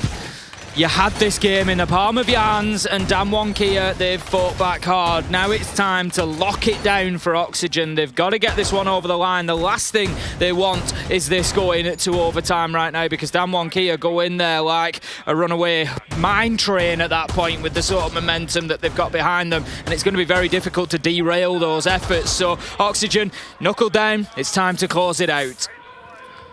Easier said than done, Tim. Certainly is. Against this Damwon Kia at the side at the minute, it's almost not your choice. You have a job as a coach, mate. I don't know. Dev just popped round the corner on a camera, so I had to wave. Well, that's just you in front of the camera, isn't it? Not that bad. Normally it's the whole like surfer dude hands. That's the thing that comes out. See, the thing is that you don't see from like behind the camera is Tim, when he casts, doesn't wear glasses. But whenever there's a camera around, then glasses got to go back on, haven't they, Tim? Yeah. What is that? You just like how you look better in glasses? Or? Basically. I do need glasses, I will say that. It's not like they are prescription glasses, but I need them for distance. If I wear them to look at like monitors and screens close to me too much, I get a headache. But I do prefer the way they look. I've known you for 3 years and not really known that, to be fair. The more you know. The more you know. The more you can tell about a guy. Let's see how this round plays out then. 45 seconds in, and Oxygen are in the building. They're inside of Cubby, they're inside a bathroom, they're starting to work their way forwards. But Damwon Kia, just as Oxygen did, have raced up towards the north to match them and try and contest, get a couple of kills coming through, which Oxygen did achieve with emphatic success not a couple of rounds ago, back in the first half. There was a lot of damage coming down onto Yas, who's managed to back himself away. Would have been a tragic loss, given you now have Wamai getting discs up to 30 seconds remaining in the round. Foxer took some damage of his own, and truthfully, I feel like they really need that Wamai. Given throughout this entire half, Oxygen have brought along 6 frag grenades, and you've seen great success. Yoga, in the one round that he got a 3K, I think it was round 7, found 2 nade kills in that round. So it isn't just a case of bringing along 6 nades, it's also using them. Oxygen generally have done pretty good at that. Damwon Kia very much committing to sights here, and I think that's a little bit unfortunate for Vertical. If my eyes don't deceive me, he took out a drone as he was trying to take down that default camera as well. It was just terrible timing, unfortunately. It was just one of those things that happens, but when we look at the drone count, 7 left on the side of Oxygen, so enough to work with. But Damwon Kia, if they keep chipping away, they could really start denying some of that information. They haven't really been out and about in the map too much to try and find those tools. We've only had the mute playing underneath.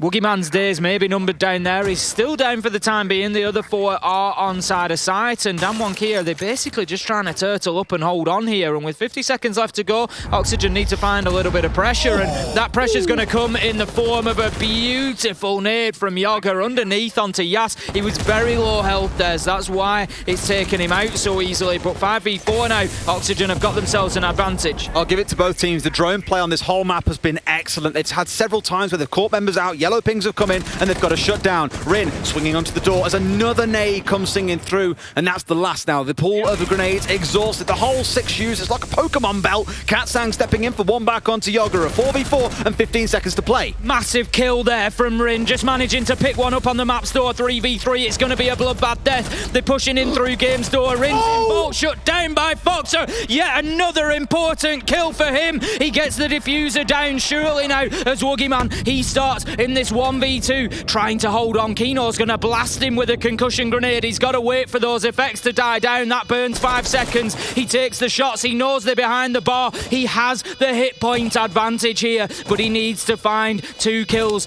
The challenge has to come in at the same time for OxG. The trade here is essential. 1v1s could be dangerous. Woogieman takes shots. They continue to rain in. We see the traces. There's just nowhere for him to go, Des. He can't find the angle here. This is agonising to watch. Both of them in behind the bar. Does he find one? Oh, he's got it done, Woogieman, in a 1v2. You must be scared of the Woogieman, Des, because he is terrifying. I'm told the Boogeyman looks under his bed for Woogieman. What a clutch coming out at the end of 3K to send us into overtime, Tim. Would it be a best of 3 for us if it didn't start this way? I'm so excited for this series. I woke up today knowing it was going to be massive, and Damwon Kia, after getting slapped in the first half, have brought it back to 6-6. Give us 3 more rounds.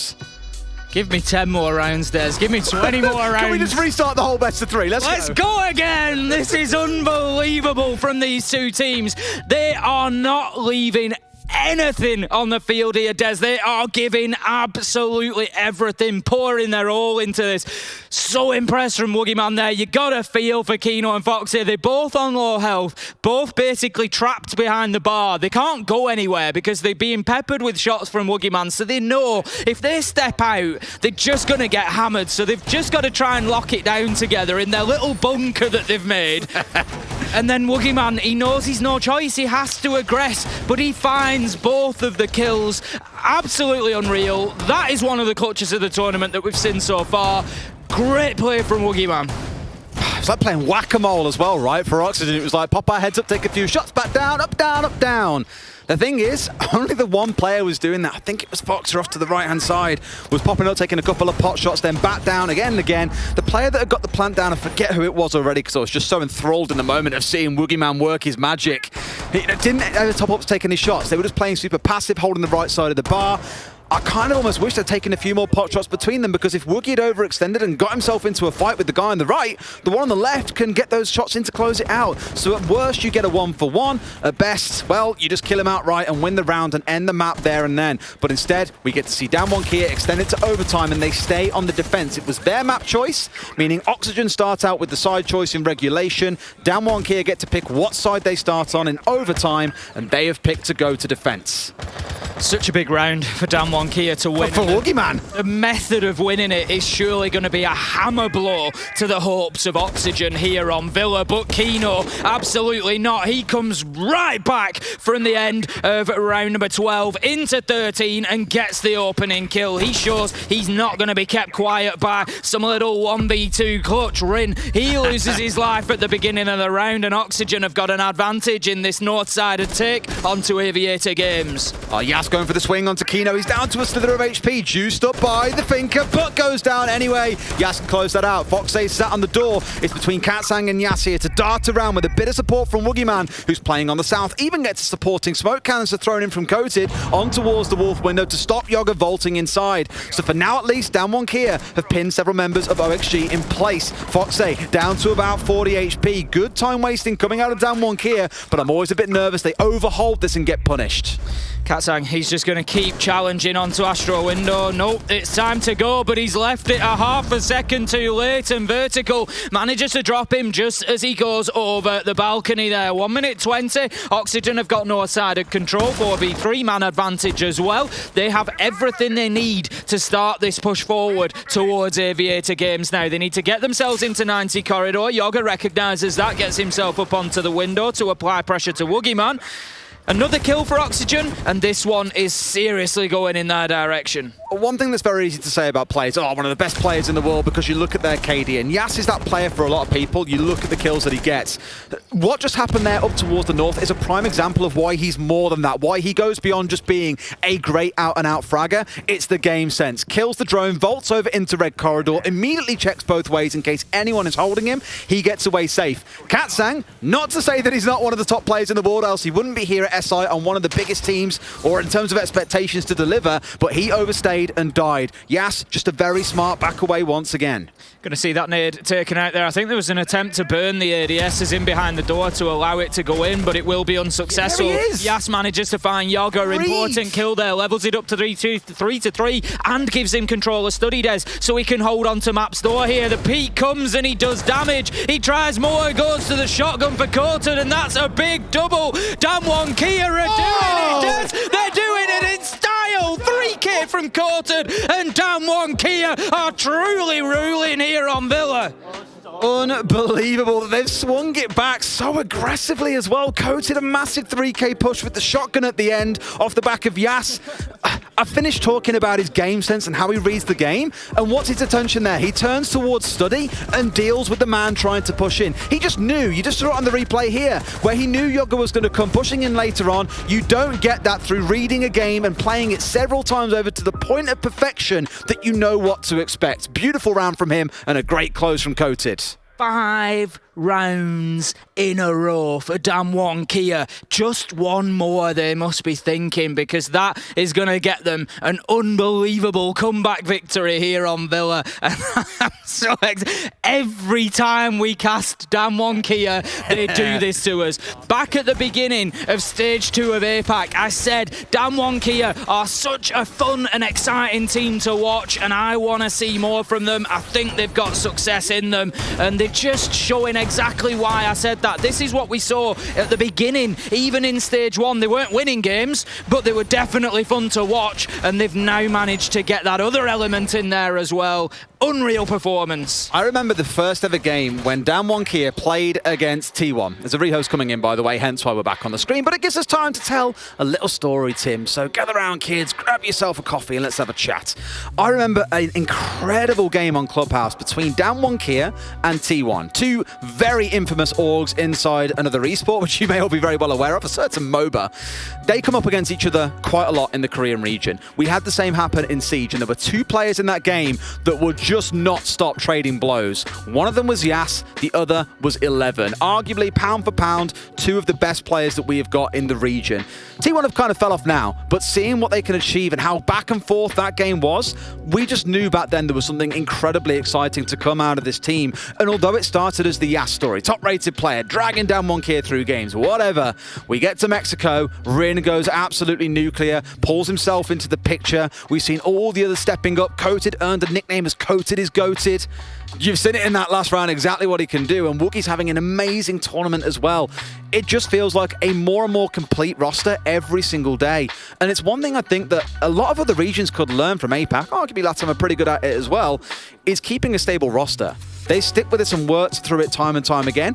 18 months ago, they could have gone, all right, we didn't finish top, let's replace a couple of players and mix it up. They've stood by the same five players since they came together as an org, and look at where they are now, where people are starting to talk not just about getting out of groups, but potentially being a tournament-winning team. And honestly, I can't find much of an argument against that at the minute, because they are just doing so fantastically well. One thing that champions need, and I don't want to get carried away. One thing. You said yesterday, like, I don't like to say it too early. I like to see a bit more first. And here you are saying, oh, winning team. Go on then. One thing that potentially tournament winning teams need, and I say this at every tournament, is the ability to win dirty, to win difficult games, to win scrappy games, to have to fight back. Look at all the champions that we've had over the course of Siege. There has always been that element in their run to the final where they've been run close and they've had to dig deep and fight out a win, and it might have been a bit of an ugly win, but they got it done. And right now Damwon Kia are showing us that ability. Des, they were 6-2 down. They were 6-2 down, and yet here they are, 7-6 in front. This is the first time they've been in front in the entire game, and they could potentially just go on now and finish this off and take Villa. And it's just an unreal performance from them. I'm really starting to understand why North America has got this obsession with baseball, because they love a good throw. It was Sonics as well against Empire, 6-3 on Oregon, all the way back to giving it to Empire to go on and win the series, and you're seeing it happen now. I mean, you're a brave man going in before it's happened, Des. I will say that for you. They've thrown it to You're overtime. a brave man. You're a braver man than me. All right, There's time yet, and Oxygen can still do this. Oxygen on the defence here. They're going to be down on bottom floor, and defence was their strong suit last time around. Dining round 3, they won it. They did very well in winning it. It was the end of their win streak. That's where they got to the end of that round, was like, cool, we're 3-0. We went back to AVG in round 4 after a timeout, and that's when things started to work against them. So to me, this is a site I've got written down with my notes. Textbook Oxygen, not threatened. They didn't feel threatened at all, but Damwon Kia are a different force at the moment. One of the big reasons that they won round 3 on Dining was the fact that Vertical was able to waste 2 minutes on the top floor before getting away with his life as well. So it was just really well played from him up there. Damwon Kia, they need to clear Vertical out much quicker than they did last time around. They can't allow him to keep his position there. Foxay still thinks, I think, that he's down on Study Door. He's just realised a little bit too late that maybe he's not, and Yas is now pushing his way in towards site. Yoga might be about to get blindsided from above. Yas has already run his way completely up to the north side here. They've all bolted out, so okay, fair enough. They've backed away. They've got away from the danger. But this is quick. 50 seconds in, and they've cleared the top floor. The only issue is they've missed Foxay. That would have been on Yas to find him and drone him out, sitting around the bottom side of 90. If he comes on a big flank later in the round, it could be really dangerous. I love stuff like this, because I look at this and, like I say, in my notes last time, I've written down specifically, Vertical holds top floor for 2 minutes. This time, Damwon Kia, they've recognised that, they've got in quickly, they've pushed them all out, they've got top floor control, but in doing so, they've maybe made a new mistake that's going to hurt them, as you say, just allowing Foxy to remain out there. They do have air jabs in place, that may well be their saving grace, but right now, Damwon Kia, you got your top floor control, at least for the time being. Get that floor opened up and start piling some pressure onto Oxygen, because they are reeling right now. They are. It's about that final 90-second point, though, where they've got to start putting the pressure on here, getting the pace moving. Foxay still hanging off down to the south, but everyone else is obsessed with the site at this point. For the most of Oxygen, they're playing more of these perimeter plays, right? You've got Vertical hanging out towards Living Library, Laxing off in the far side of Kitchen, and all of Damwon Kia are stacking out towards the east to split between top floor and bottom floor. And again, I'm watching Foxay. He's the one that I think can have a big impact if he gets the flank right. He's just going to hold himself in piano for the time being. He's just had a little bit of attention from the downstairs window next to Red Stairs as well. So just conscious that there is potential pressure that he needs to hold on to for the time being. He's taking a little cheeky peek out there onto the laundry door, just trying to find anything that he can. Cota's going to take a little bit of damage, but we can see there's a lot of access to site here from laundry, and there's a real opportunity for Damwon Kia. Now, Woogieman, what are you doing? He's just roaming around in the basement. He's being the boogeyman. He's hiding in the dark. Certainly is. He's maybe going to pop up those Astro stairs. There's 20 seconds left though, Des, and Damwon Kia have made very little progress here in terms of using those vertical angles, in terms of finding kills, moving players around, but it begins. Woogieman comes up from the basement, pops up and manages to find himself a kill. Laxing answers back with one onto Katsang, but here comes the push going deep from Damwon Kia. Coated goes in deep. He's going to have an opportunity to get the diffuser down. Could Fox here spoil the party? He can't find him.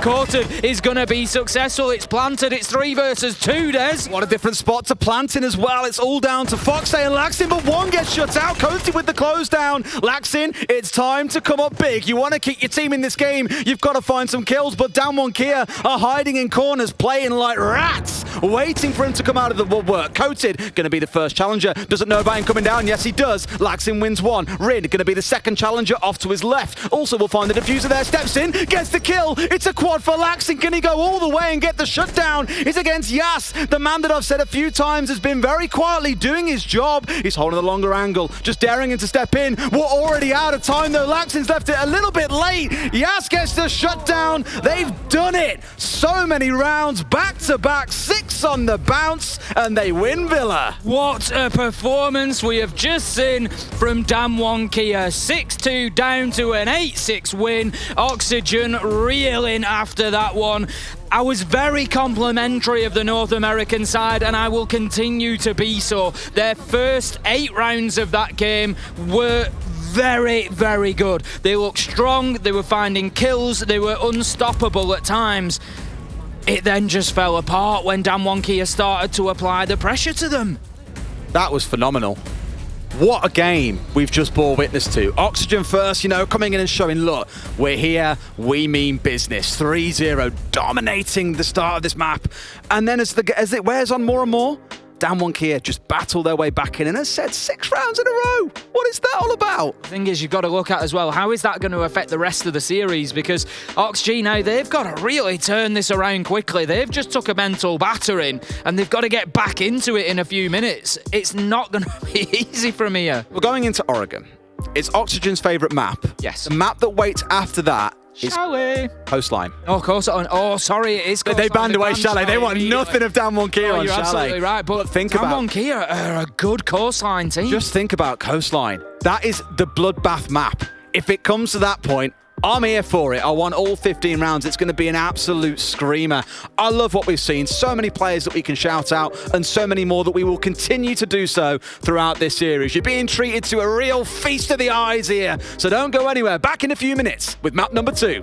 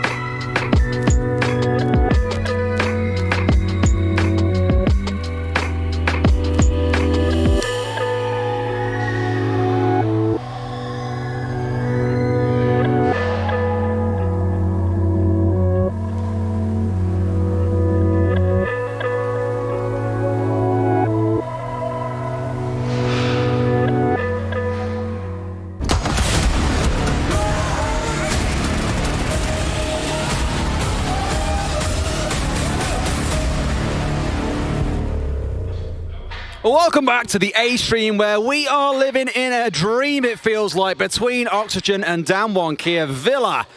Whew, if you missed that one, it's one to watch back later on today. 6-2 to Oxygen, all the way back to 8-6 to Damwon KIA on their home map. And now we get to step into Oregon, Oxygen's favourite map. I'm starting to feel that Coastline map 3 may well be on the way already, Tim. We'll be in touching distance. I mean, that's going to be one of the best comebacks that we probably see throughout the tournament. It was absolutely fantastic. How about the whole year? It was that's it. Yeah, we will see other good comebacks, no two ways about it, but that is going to be up there amongst the best no matter what else we see. Great performance out of Fox in particular. I want to shout him out for the side of OxG. Like I said, I was very, very complimentary about this Oxygen side throughout most of the game, and I will continue to be so because they played very, very well. Do not look at this as Oxygen losing that game so much as Damwon KIA just coming back in and winning it. They just took it away from them. 24 kills between Yas and Woogieman. A big 1v2 clutch moment from Woogieman to take. They was at 6-5 as well. It was the diffuser down. It was to take them into overtime, and he was just so cool and calm and just managed to get it done with seconds to spare. We are in for a treat. I can just feel it coming. The rest of this game is going to be special. I love that Carly artwork, by the way. Oh, it's amazing. Every time I see it roll across screen, I'm just like, damn. I always love the SI artwork, and this year is absolutely no exception. It's just gone like, raise the bar again. It's just fantastic. It's just brilliant, absolutely brilliant. Almost as good as the games themselves, which have turned out to be something quite special across the last two. It is 2-0. I think so. It is 2-0. Does he know what's Confident. coming? Is he predicting? Confident. Because the Koreans generally are quite, reserved when it comes to smack talk, aren't they? They're not really going out there and saying, "No, we're going to beat everyone." They're not an issue to us at all, are they? Interestingly, Damwon KIA did release a video on their YouTube channel where they were talking to the players and kind of getting their thoughts. And they were saying, we think we are as mechanically good as the LATAM teams. Just what we didn't have last year was experience of being in a LAN environment. They've had that a couple of times now for Damwon KIA. This is like third time lucky. And they're starting to shine here. Currently, one of the only teams that haven't lost a single map. Up until Villa, Oxygen were the same, having been 2-0 and having a break day. Damwon KIA are currently 5-0 on maps. They win this one, they're 6-0, and you can guarantee you are going to be seeing them in the playoffs. Not two ways about it, and Oxygen have certainly got a job to do now just to try and recenter themselves, refocus on this after taking a difficult loss there. Twitch going to be the opening ban from Damwon KIA. I really like that, because what have we said over the last few days where teams have had things like Flores banned away, they defaulted back to the Twitch. For some teams, I'm looking at like Solotov on M&M. Twitch has been a go-to pick. Teams are really enjoying bringing Twitch, and she had her brief changes. If you haven't seen them, then she had the ability to now make Jones jump. The laser is unlimited range. There's a much wider arc of shooting, and in the prep phase, she gets a normal drone. So 3 drones in total is nothing to put your nose up at. She's a very, very valuable operator, especially when you remember she also has the F2 on side. Other bans flying through are very typical, though. We've said this already. You tend to see the same sort of 3 defender bans. That is not a normal defender ban, though, Tim. Ella coming in, so 2 big target bans coming out of Damwon KIA. I like this because you're stepping into the Hornet's Nest. You're going into into Oxygen's favor on Oregon. We're going to have to get used to saying that one, and banning away 2 of the ops that you've seen them play on this map a number of times. I like target bans. I think it makes the game extra spicy. So let's see how things shape up. Well, it shows Damwon KIA have certainly done their homework. There's no two ways about that. Coming in here, they've got a game plan, Des. That's what I like to see. They've got a strategy in mind that they're going to be looking for. Interesting, straight away is Vertical picking up that Ying. They're going to be attacking onto dorms. Ooh, the 6 pick comes in. He's just teasing us, Des, Iana. But no surprise to see Yas swapping away from the Mute to the Valkyrie as well. Valkyrie rarely available at the moment, but as soon as she is, she's pretty much a constant pick to bring along those 3 black eye cameras to feed that information back into the team. Let's see how things shape up then. Given it was Oxygen's map pick, Damwon KIA get to choose which side they start on at the beginning of the map and throughout all of regulation, and they have gone for the defensive side. No surprises or points awarded for guessing that one. On the other side of things, it likely means that Oxygen in overtime are going to pick defense themselves, and well, we saw how that worked out for Damwon KIA on the last map, really riding the train through on the defensive rounds to get themselves back to that 8-6. And I'm keen to see what we see coming out on Oregon, because for Oxygen, this is where, again, it being their map, they should be full of beans, full of confidence, and be full of ideas on how to bring down Damwon's defenses. Katsang on the Malusi is maybe one to just keep an eye on underneath in dining at the minute. Going to try and probably hold on to sort of kitchen dining and just prevent that vertical access. Whilst he's there, he's got Nitro in hand, and the reason... Oh no, he's got impact nades actually. The reason that he's down there is to try and prevent the double window push. If you've got somebody underneath, you can play through the soft floors, you can use your explosives, you can try and prevent them getting in through those double windows. So that's going to be the thought process there. And if Oxygen want to put any west-sided pressure on, they're going to have to clear Katsang out to begin with. He's also got Rim playing with him on the underneath, so that's going to be our first battle here, Des. It's going to be Malusi Jaeger versus the onslaught from Oxygen. I get thrown back a little bit to seeing Sandbox play on this map, and the overconfidence of Static on the defense at points, hanging around in kitchen too long. I'm always watching out for Katsang doing much the same and being punished for it, but they've slowly chewed their way through at least a couple of drones, or sorry, 3 drones on the attacking side. Twitch not available, of course. So 2 of those already being gone, and it's going to slow Oxygen down, still having to get back on the drones, and the more they lose, the harder it's going to get to keep on clearing him out. Katsang, I think, knowing that there is a drone at his feet at this point, but the problem is you look at a drone, a guy swings you and kills you, he ignores the drone and finds the man. Vert, the first one to fall.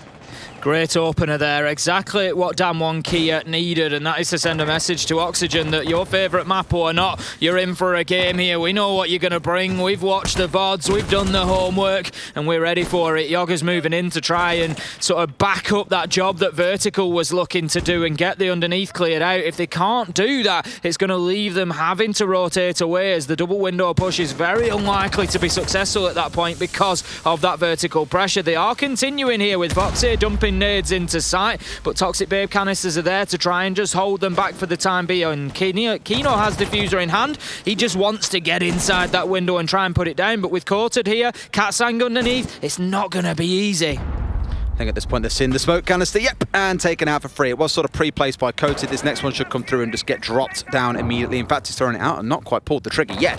But there are people playing below. Shotguns in hand, waiting for you to come vaulting through that window. In fact, it's Rin on the Jaeger rather than a C4. Sees the head, goes for it, but can't quite find the man. Almost loses his own life, and can now just sit back and be a little bit patient, because for them to vault in and look down is sure enough murder. Someone else will swing you at the same time.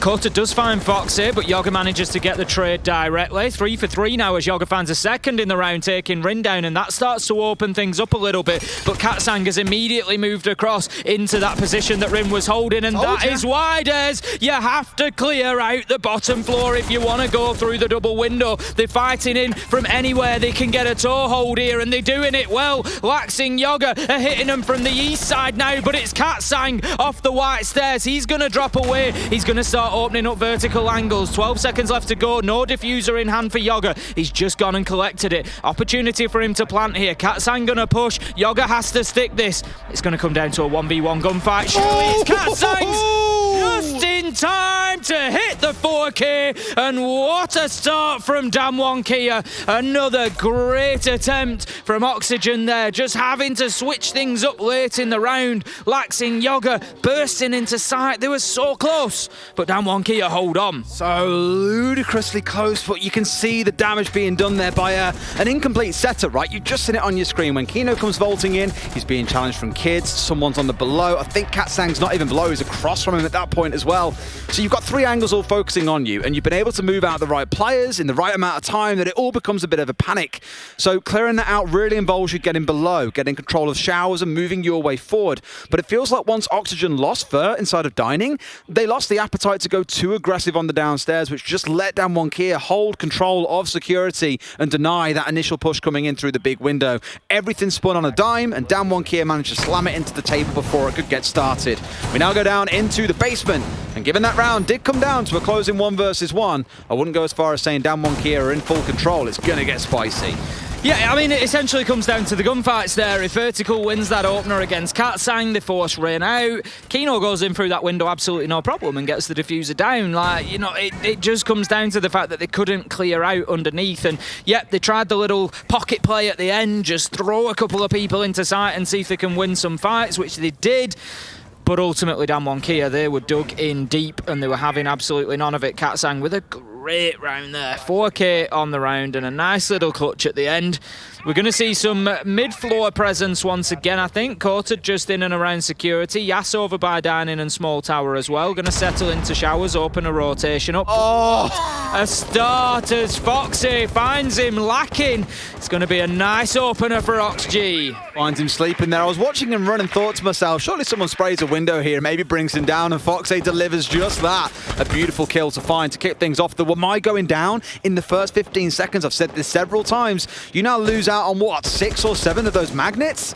Let the nades sing, boys. You've got 6 of them in back pocket. You're going to have no concerns at all about letting rip. That is, it's a big loss for Damwon Kia there. It's just going to really sort of hinder them, I think. They're going to have to look more sort of internally towards site to hold on to this. For the time being, Woogieman's sort of soft hold in the top of Laundry Stairs. We've got one at the top of rear stage stairs. But other than that, as soon as they come under pressure, they're going to dip back to site quite quickly. Smart play from Woogieman there. Just takes the opportunity to shoot a few Hibana pellets off. It's not going to prevent the hatches being opened, but it does at least burn a little bit more utility. But with only 2 hatches really critical, depending on what Oxygen want. Ooh, very interesting. So the electrical was just dumped straight onto the hatch as well, and actually been able to keep it close for the time being. It's just going to lead Kino away from there. He's moving towards the security hatch. They are going to choose to open that one. They'll want the meeting hatch as well, but even then, he may well still have enough to come back and get that hatch if they can get rid. They've got the Maverick as well, but it's burning a lot of time. And that's it here. It's just a time-wasting effort rather than it being effective at denying that hatch being opened up. You can afford to get the Hibana over. You can set the Maverick on it, whatever you might choose. Second kill of the round comes in from Yogg. Rin falling by the wayside this time around. So Rin and Yas, the 2 frontline players for Damwon Kia, are off and out. Coated swings into Freezer and goes down to Yogg. What can Woogie do? He's stepping a little bit side across here, watching for the door, for the step to come in.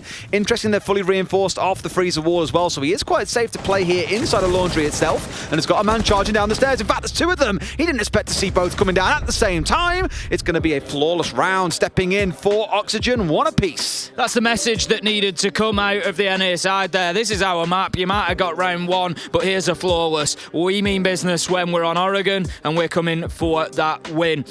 It was well played from Damwon Kia in some ways. They did some nice things, playing with the hatch and just trying to make life difficult for Oxygen, but ultimately, they were just behind the curve on that one. Oxygen just going in, completely dominating very quickly, finding kills and just controlling the round from the beginning of things. So whilst there was some nice ideas from Damwon Kia, Oxygen were just a level above on that one. I think Damwon Kia were hoping that IQ might get 6 picked out. We did see it picked up in the last round on the expectation that, like in round 1, we would see a Valkyrie picked up. But sadly here for Yas, it has been read into, and Vert has stayed on that IQ. Oxygen clearly happy to play with this lineup. Given the Twitch is banned away from them, why not bring it along to deal with the unbanned Valkyrie?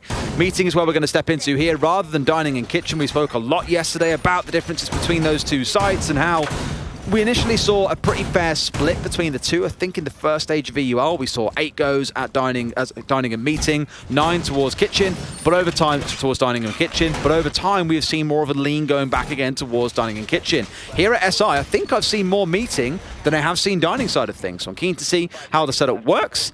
As it stands right now, they've got the electrification down on only one of the stage walls, mind you. I can't see it on both. And whether that's a small visual bug or not, I'm not sure. No, just the one for now. Huh, okay. Okay then. We're going to move into round 3, as you said. Generally, we're going to see some pressure towards rear stage, but also potentially coming in through small tower, which is going to be the point of ingress for Yogger and Vertical at least. We've got Laxin and Kino on the opposite side of the map. They're going to need to get that top floor cleared out as well. You can't really be getting a plant down on this site without sort of controlling attic and kids' dorms, realistically. Kids' dorms is going to help you cover kitchen if you're a defender, and attic is going to help you cover the rear stage planting meeting if you're a defender. So very important that Oxygen deal with that top floor. We've already got them pushing in towards master bedroom. That's going to be the job of Kino and Laxing to get in there and make sure they flush those defenders out. And Vert's charging in towards kitchen straight away. It was here where he met his demise back in round 1 at the hands of Katsan quite early on. But nothing really to be said. They know there is a Valkyrie camera sat inside of the kitchen. Can't get rid of it because the wall is reinforced off, and stepping into that doorway right now, not exactly advisable. Elsewhere, Rin once again going to be the opening death. 0 and 3 so far in this game. Kino picking that one up, and a 5 versus 4 inside about 70 seconds. Bit of a hit and miss day for Rin so far, certainly had his moments, but like you say, just struggling in the entry, particularly losing his life early on quite often. Katsang's going to come a cropper here as well as the kill comes in. Yoga manages to find that one, 5v3. Oxygen really starting to look like they found their feet here on Oregon. As we said, Des coming in, it's the best map. We would expect them to be very comfortable here, and they're really showing us a mastery of it at the minute. They haven't cleared out the top floor yet. It's not likely to matter too much as they've started to pick site apart a piece at a time. They could probably go for a plant here. Woogie is down inside a basement. You've got one watching the attic hatch, and the last man, I think, just nowhere near the site at this point. So you've probably got a pretty comfortable time of making a go of it. Coated has now got himself above the site, so a little bit riskier at this point, and Yas ready for a bit of backup. Woogie still lurking downstairs, not quite sure what he's looking for, but if he has a good push here, coming his way up through the freezer stairs, he could shut down a couple of members quite easily. Kino is finally making that plan happen, and this will get stuck out by Oxygen. It's a big retake situation for Dan1 KIA to win. Foxy ready on the cross there, doesn't get the kill. It's going to be Laxing who actually finds Yas, but that leaves us now in a 4 versus 2. Woogieman trying to do anything after moving up those freezer stairs, but every angle is covered here. Foxy from Classroom is going to teach him a lesson, Des. He's going to put him in the dirt. Coated gets one, immediately traded. Oxygen, they close out the round 2-1 now, and they look back to that super strong team that we saw at the beginning of Villa. That's the thing is that worries me slightly to say, the beginning of Villa. Dan1 KIA really warmed into it the longer it went on. The arguable downside here being they have started on the defensive side, which is the stronger side and where you should be getting more results. So we'll see. We'll see how the second half plays out, but I don't have high hopes for the attacking side of things, knowing that Oxygen are defending on their bastion, their home map. But it's looking good, that round there. Really the setup, I think, coming out of Dan1 KIA, a little bit too distant from the site itself. Once they managed to remove the player that was in kitchen, it became a very simple open wall, step in, plant, and play it out from there in a 5 versus 3. So some work to do for Dan1 KIA as we go back up to the top floor where we started things off in round 1. This was a pretty tough round, I think, overall for Oxygen. They did eventually lose it out. That was the one round that Dan1 KIA got on the board. They lost 4 drones trying to get rid of Katsang, who found the opening kill. It came down to that 1 versus 1 in the closing seconds, but I guarantee you Oxygen know what went wrong in that round, and they will try and course correct here.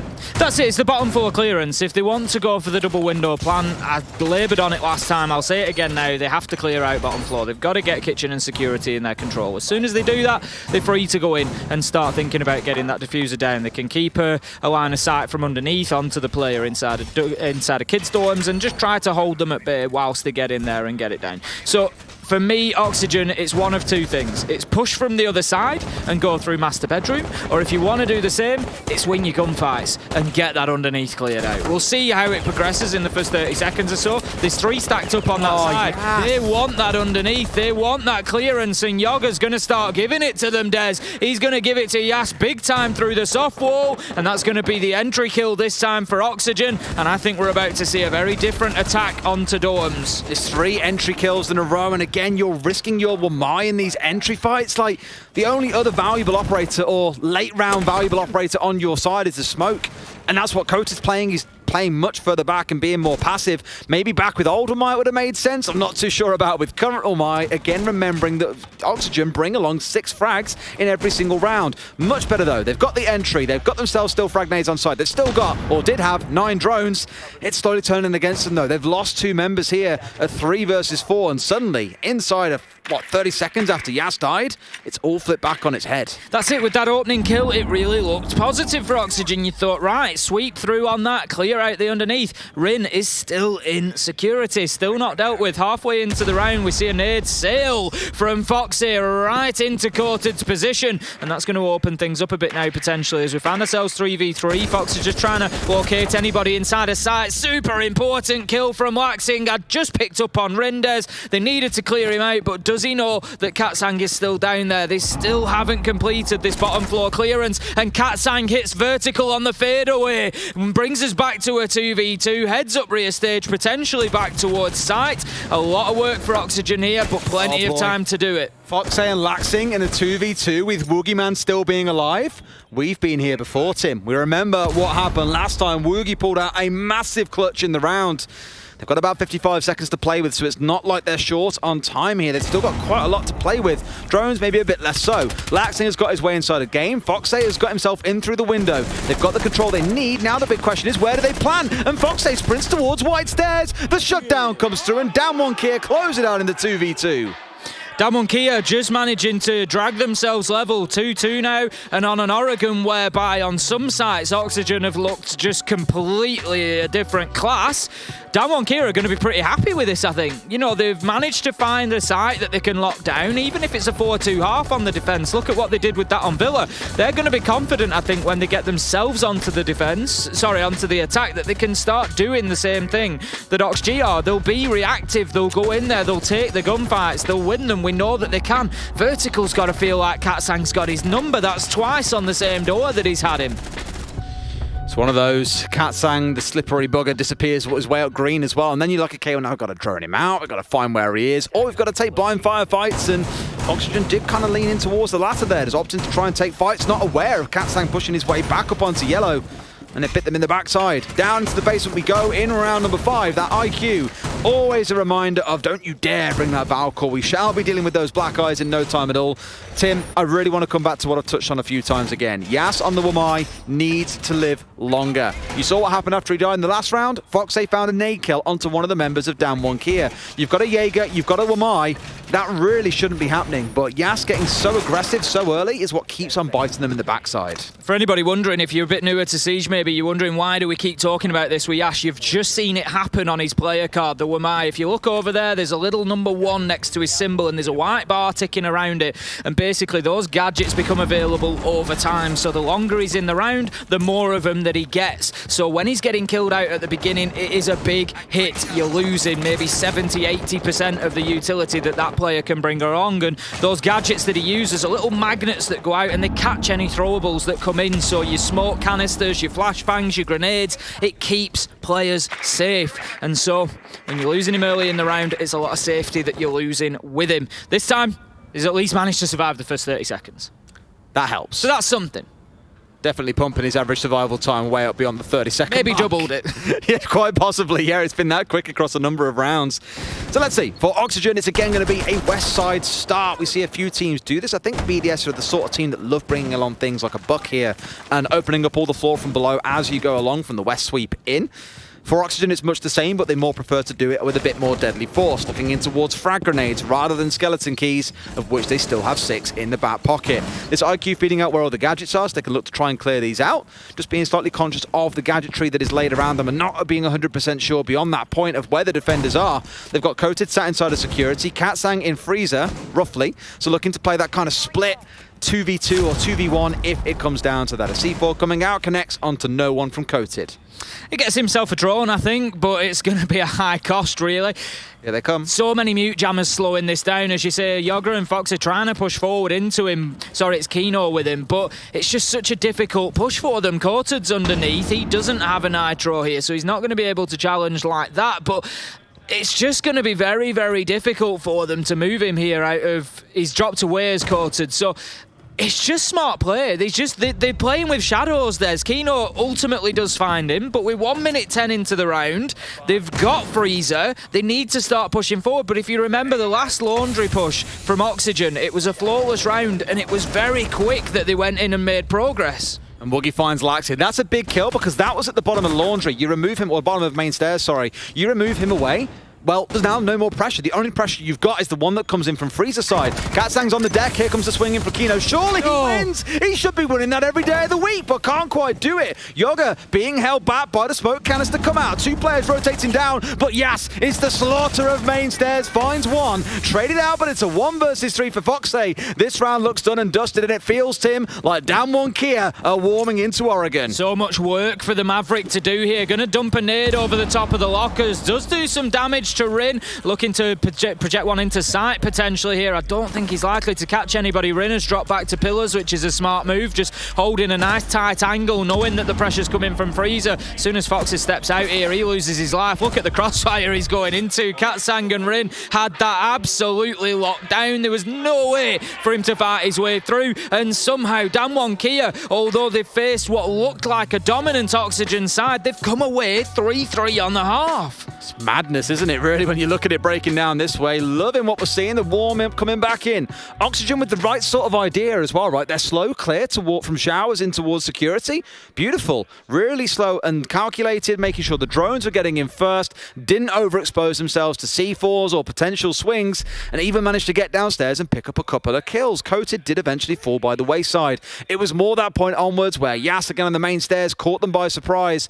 Just not the full net of control that arguably they were looking for. Meaton and Kitchen were going to step into now. This was where Damwon Kia's defense really fell to tatters last time. They had Yoga inside of security who gunned down the man that was in Kitchen. They planted very comfortably in a 5 versus 2. Oxygen barely having to break a sweat. So for Damwon Kia, we've got to see some different ideas. I'm calling it at 3-3. It's 3-2. Damwon doing even better than my mind was seeming to tell me. They've got an opportunity to take an advantage here at the half. It's going to be the final defensive round, and as you say, Des, it is a site that they certainly struggled with last time, so they're going to have to do things a little bit differently. And for me, that's trying to sort of prevent that push in through small tower. As you say, you know, once that control was taken, they got the site cleared out, and then it means that Damwon Kia had to react. They had to move around. They had to try and replace players. Yas not going to be taken out by Foxy at the beginning of the round this time, although he's still playing around that same showers corridor window. He's asking for trouble here. As always, I mean, he's always sniffing for something, right? And finding himself caught out a couple of times. Not really wanting to make it happen again. Should back himself away. What I love, and admittedly they haven't got a Jaeger or a Wamai on side this time, but Yas is not playing on the Wamai, instead playing on the Legion. So from one recharge operator to another, I would go as far as saying that the Wamai magnets are far more valuable than the goo mines in most situations. Again, given the number of nades that come singing on through. He was holding around towards Zulu, still looking to be quite problematic here. Steps inside of security, and Yoga and cross. So Vert should know that Yas has stepped back inside of sight. He's just dancing around here, trying to keep them guessing, but has got to be very careful because Oxygen will have tabs on him. That's it. He's likely to face some pressure very quickly, I would expect, from here. Just putting down a goo mine in what could be a potential plant spot there, just to try and disrupt things. Once you've got a goo mine in your leg, you can't plant the diffuser until you've taken it out. So it is one of those that sometimes can be a little bit of a sticking point for the attacks. Woogieman just about sees the drone, lucky to come out of his ADS there. Yoga tries to make the challenge. There's going to be a nade to follow here, surely. I think Woogieman's going to dip himself away, keep himself safe, and Katsang's going to be the one to move into security and continue to try to hold on to this. But Des, I can feel the tension. I can feel the pressure here that is mounting on Damwon Kia. It feels like a matter of time until they get overrun by Oxygen at the minute. Again, touching back on how it went last time round, it didn't go well, so Oxygen know what it is they've got to do. It's Damwon Kia that have to adapt and improvise his defense a little bit, come up with some new ideas. Last time they had a mute on the security door. Laxin just blasting Woogie into another world there. First kill coming in and removing the Malusi. Far from the end of the world, but still a slightly thinner defense coming in here than what Damwon Kia would like. Yas going to hold a tight angle there. If he gets the sniff of a pixel, we know that he'll take it. Just looking out through split towards main lobby. Still a presence upstairs with Coated. So whilst there has been an opener, there you go. Coated was holding on to that nitro, but as soon as Soxy tries to push through the door, he's going to lose his life, and Kino just goes running into him, Des. This could be a triple for Coated if he continues. Just going to keep holding that angle. He knows he's got the diffuser. He pings it out. He's going to play his life here now. The thing is, the wall's double reinforced, looking in towards the south room as well. He's only got to watch the doorway or the rotate that leads in towards Pit. And there's the triple kill. He's still up there with the diffuser. Final 30 seconds. It's a 3 versus 2 for Damwon. Vert starting to balance things back out. But Tim, they've got to push upstairs. They've kind of exchanged positions here. Sure, Oxygen have got the site, but Damwon Kia have got the diffuser. Super smart play from Rin here. Just rotates himself up through Attic to give that support. And that is why Coated Rin, crossfire, round done. Beautiful from Damwon Kia. That is some top tier siege. Just focusing on that diffuser, rotating around. You want sight, you take sight. You have your kills because we've got 2 on top floor who are going to prevent you from ever being able to win this round. It's such a good, smart call coming out of Damwon Kia as well. Right, I've got diffuser. If they've got control of sight, don't sweat it. Just come play with me up here. They didn't even look the right way as well. They didn't have a clue that Rin could have rotated up through Attic and got himself down to support his team teammate. Again, just really smart play. The reinforced walls doing it all for them there as well.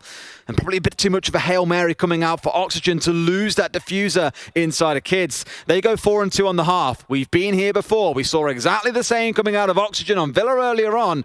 Now we get to see what the home team can do on their defensive side. Oxygen start their defensive crusade now down in the basement. I would expect to see a better half out of Oxygen here. I think, you know, they've not been bad in the first half necessarily. Damwon Kia have played well, but I think ultimately we expect a little bit more of them on the defence. They need to make life difficult for Damwon Kia. Damwon Kia, on the other hand, if they can come in here and take a first attack, go 5-2, you really do start worrying about the Oxygen side then, because Damwon Kia, they're looking dangerous again today, Des. We've said it day one, day two. They just seem unstoppable at the minute. You know what I love as well? It's not the usual suspect shining. We speak about Yas, everyone saw what Rin did back in Mexico, for example, but it's actually the backline that is stepping up and making themselves heard.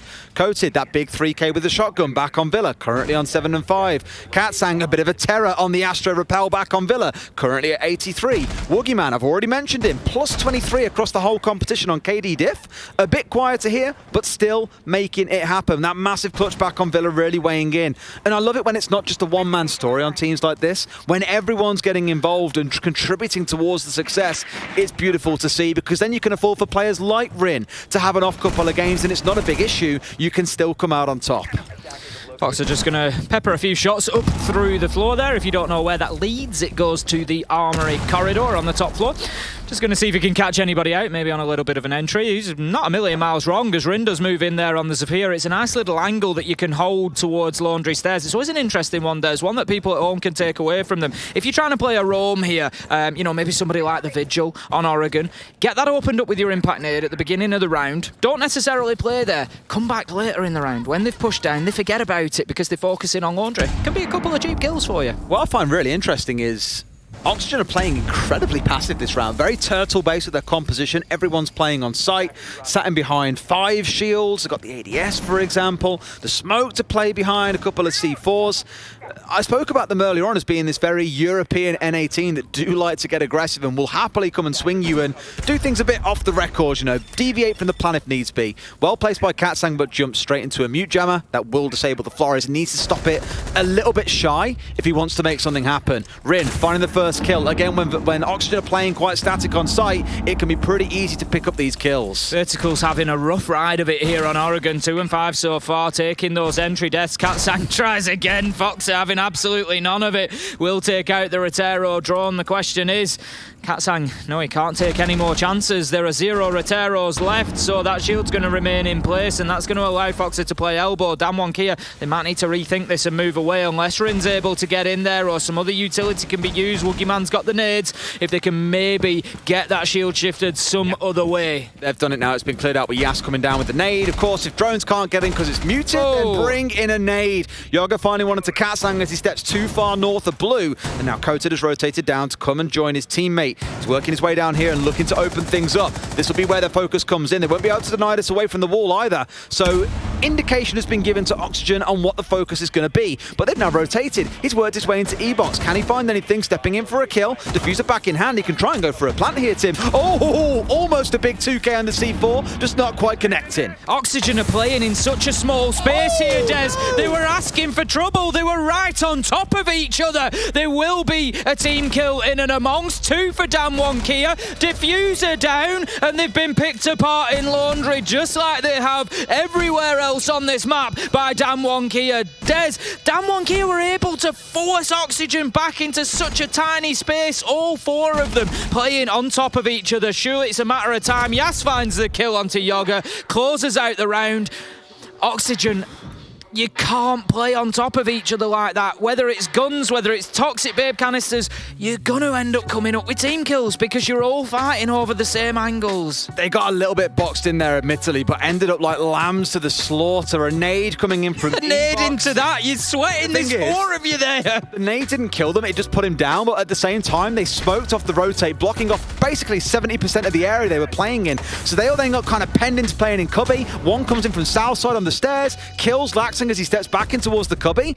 It was just really well structured by Damwon Kia overall, and Oxygen unfortunately didn't have a lot of space to play with. You know, Yoga had kind of given them an out through the rotate, but no one stepped through it. So small Incorrect decisions being made, arguably, by Oxygen, but excellent play by Damwon Kia to identify the opportunity in front of them, get the gadgetry out, net the kills, and walk through with the round win. That's, 4 now back-to-back. They sit at 5 and 2. It's looking dicey.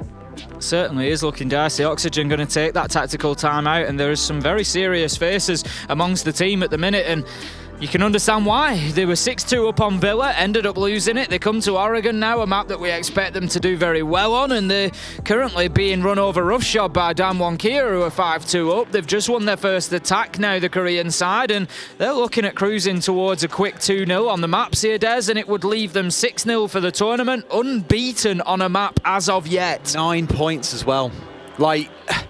I don't see any team that gets 9 points as not finishing first. I was going to say maybe, I don't know about top, but I dare say, quick maths, top of my head, that they mathematically qualified. Then they're not going to, they're not going to come last with. Tell you what, mate, I'm feeling a little bit of mathematics. So I'm going to have a look. So you can intro us to round number 8, Ace, and I'll. You see whether mathematically it'll secure him the top spot. Yeah, I need Hap. Where is he when I need him? Oh, he's casting. Oh, he's busy, but at least he's here and casting. At least he is here and casting. Wonderful to have Hap with us. Even when they were on 6 points, they have already qualified because I don't think MIBR. Yes, you can't. You're not going to end up in last place. Yeah, because they win the head-to-head against MIBR after 2-0 them yesterday. They can't be taken out. They go on to win this game. No one can catch them. They win this game. They qualify first already on day 3, Tim. Wow. That being said, they've got a break day tomorrow. Yeah, their break day tomorrow, and then they play Na'Vi in the last game on the 12th. Honestly, when you say that Damwon Kia are on a day off, the rest of the teams must breathe a sigh of relief. They're an absolute nightmare at the minute. You come out of a game and you go, take a day off, lads. All right, then, no problem. We'll enjoy tomorrow. No problem. We'll watch you lot suffer and scrap for second, third, and fourth while we sit pretty in first place. That is, of course, assuming they go on to win this series. If they don't, first place is not guaranteed. If they do, they are guaranteed because they'll have the head-to-head against every other team except Na'Vi. Na'Vi are only on 1 point. The max they can get is 6, which will still put them 2 behind where Damwon Kia would be. It's absolute madness. So, Damwon Kia moving to round 8 on the attack. It's going to be another laundry defense here. Oxygen, they need to make sure they don't get penned in, like they did last time. They were just all forced back into such a tiny area. Wow, that is quick progress onto the shield of Fox as well this time. We saw it take a little bit longer last time for Damwon Kia to clear out. Kino's aware that there's a drone in there. He's going hunting for it, but he needs to be careful. Doesn't want to just give himself a bit of a headache here. Nade comes in. Fox is going to stay in position here. They don't want to give that space up this time on elbow. They really want to hold on to it. Last time they dipped away when the shield was cleared and reinforced it, but this time Yas needs to be careful. He could be challenged from multiple angles if Fox and Kino just coordinate here. I've seen this drone in this corner a couple of times today, already watching the games earlier on, where players that are sat in the Shiko spot are desperate to shoot it, but you just can't quite get the angle. It's a matter of pixels, but you can't kill the camera that's sat there. So it's kind of annoying knowing there's a camera sat next to you. It can hear your footsteps, but you simply can't clear it out. Otherwise, Yas is going to take your head off. That's it. That's all that Yas is waiting for. Just trying to bait him out. He's going to use the Gemini decoy, send that one in, and again, I think he's just trying to see if somebody's still playing inside of elbow. He's going to find that Foxer is indeed still there and hasn't retreated yet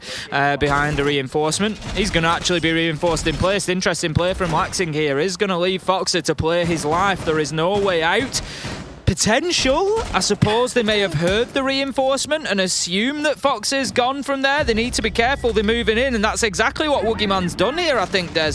There's a drone at Fox's feet. He's going to take the shot, and that alerts them. Woogieman now aware. We've got a kill on either side. That he's got in.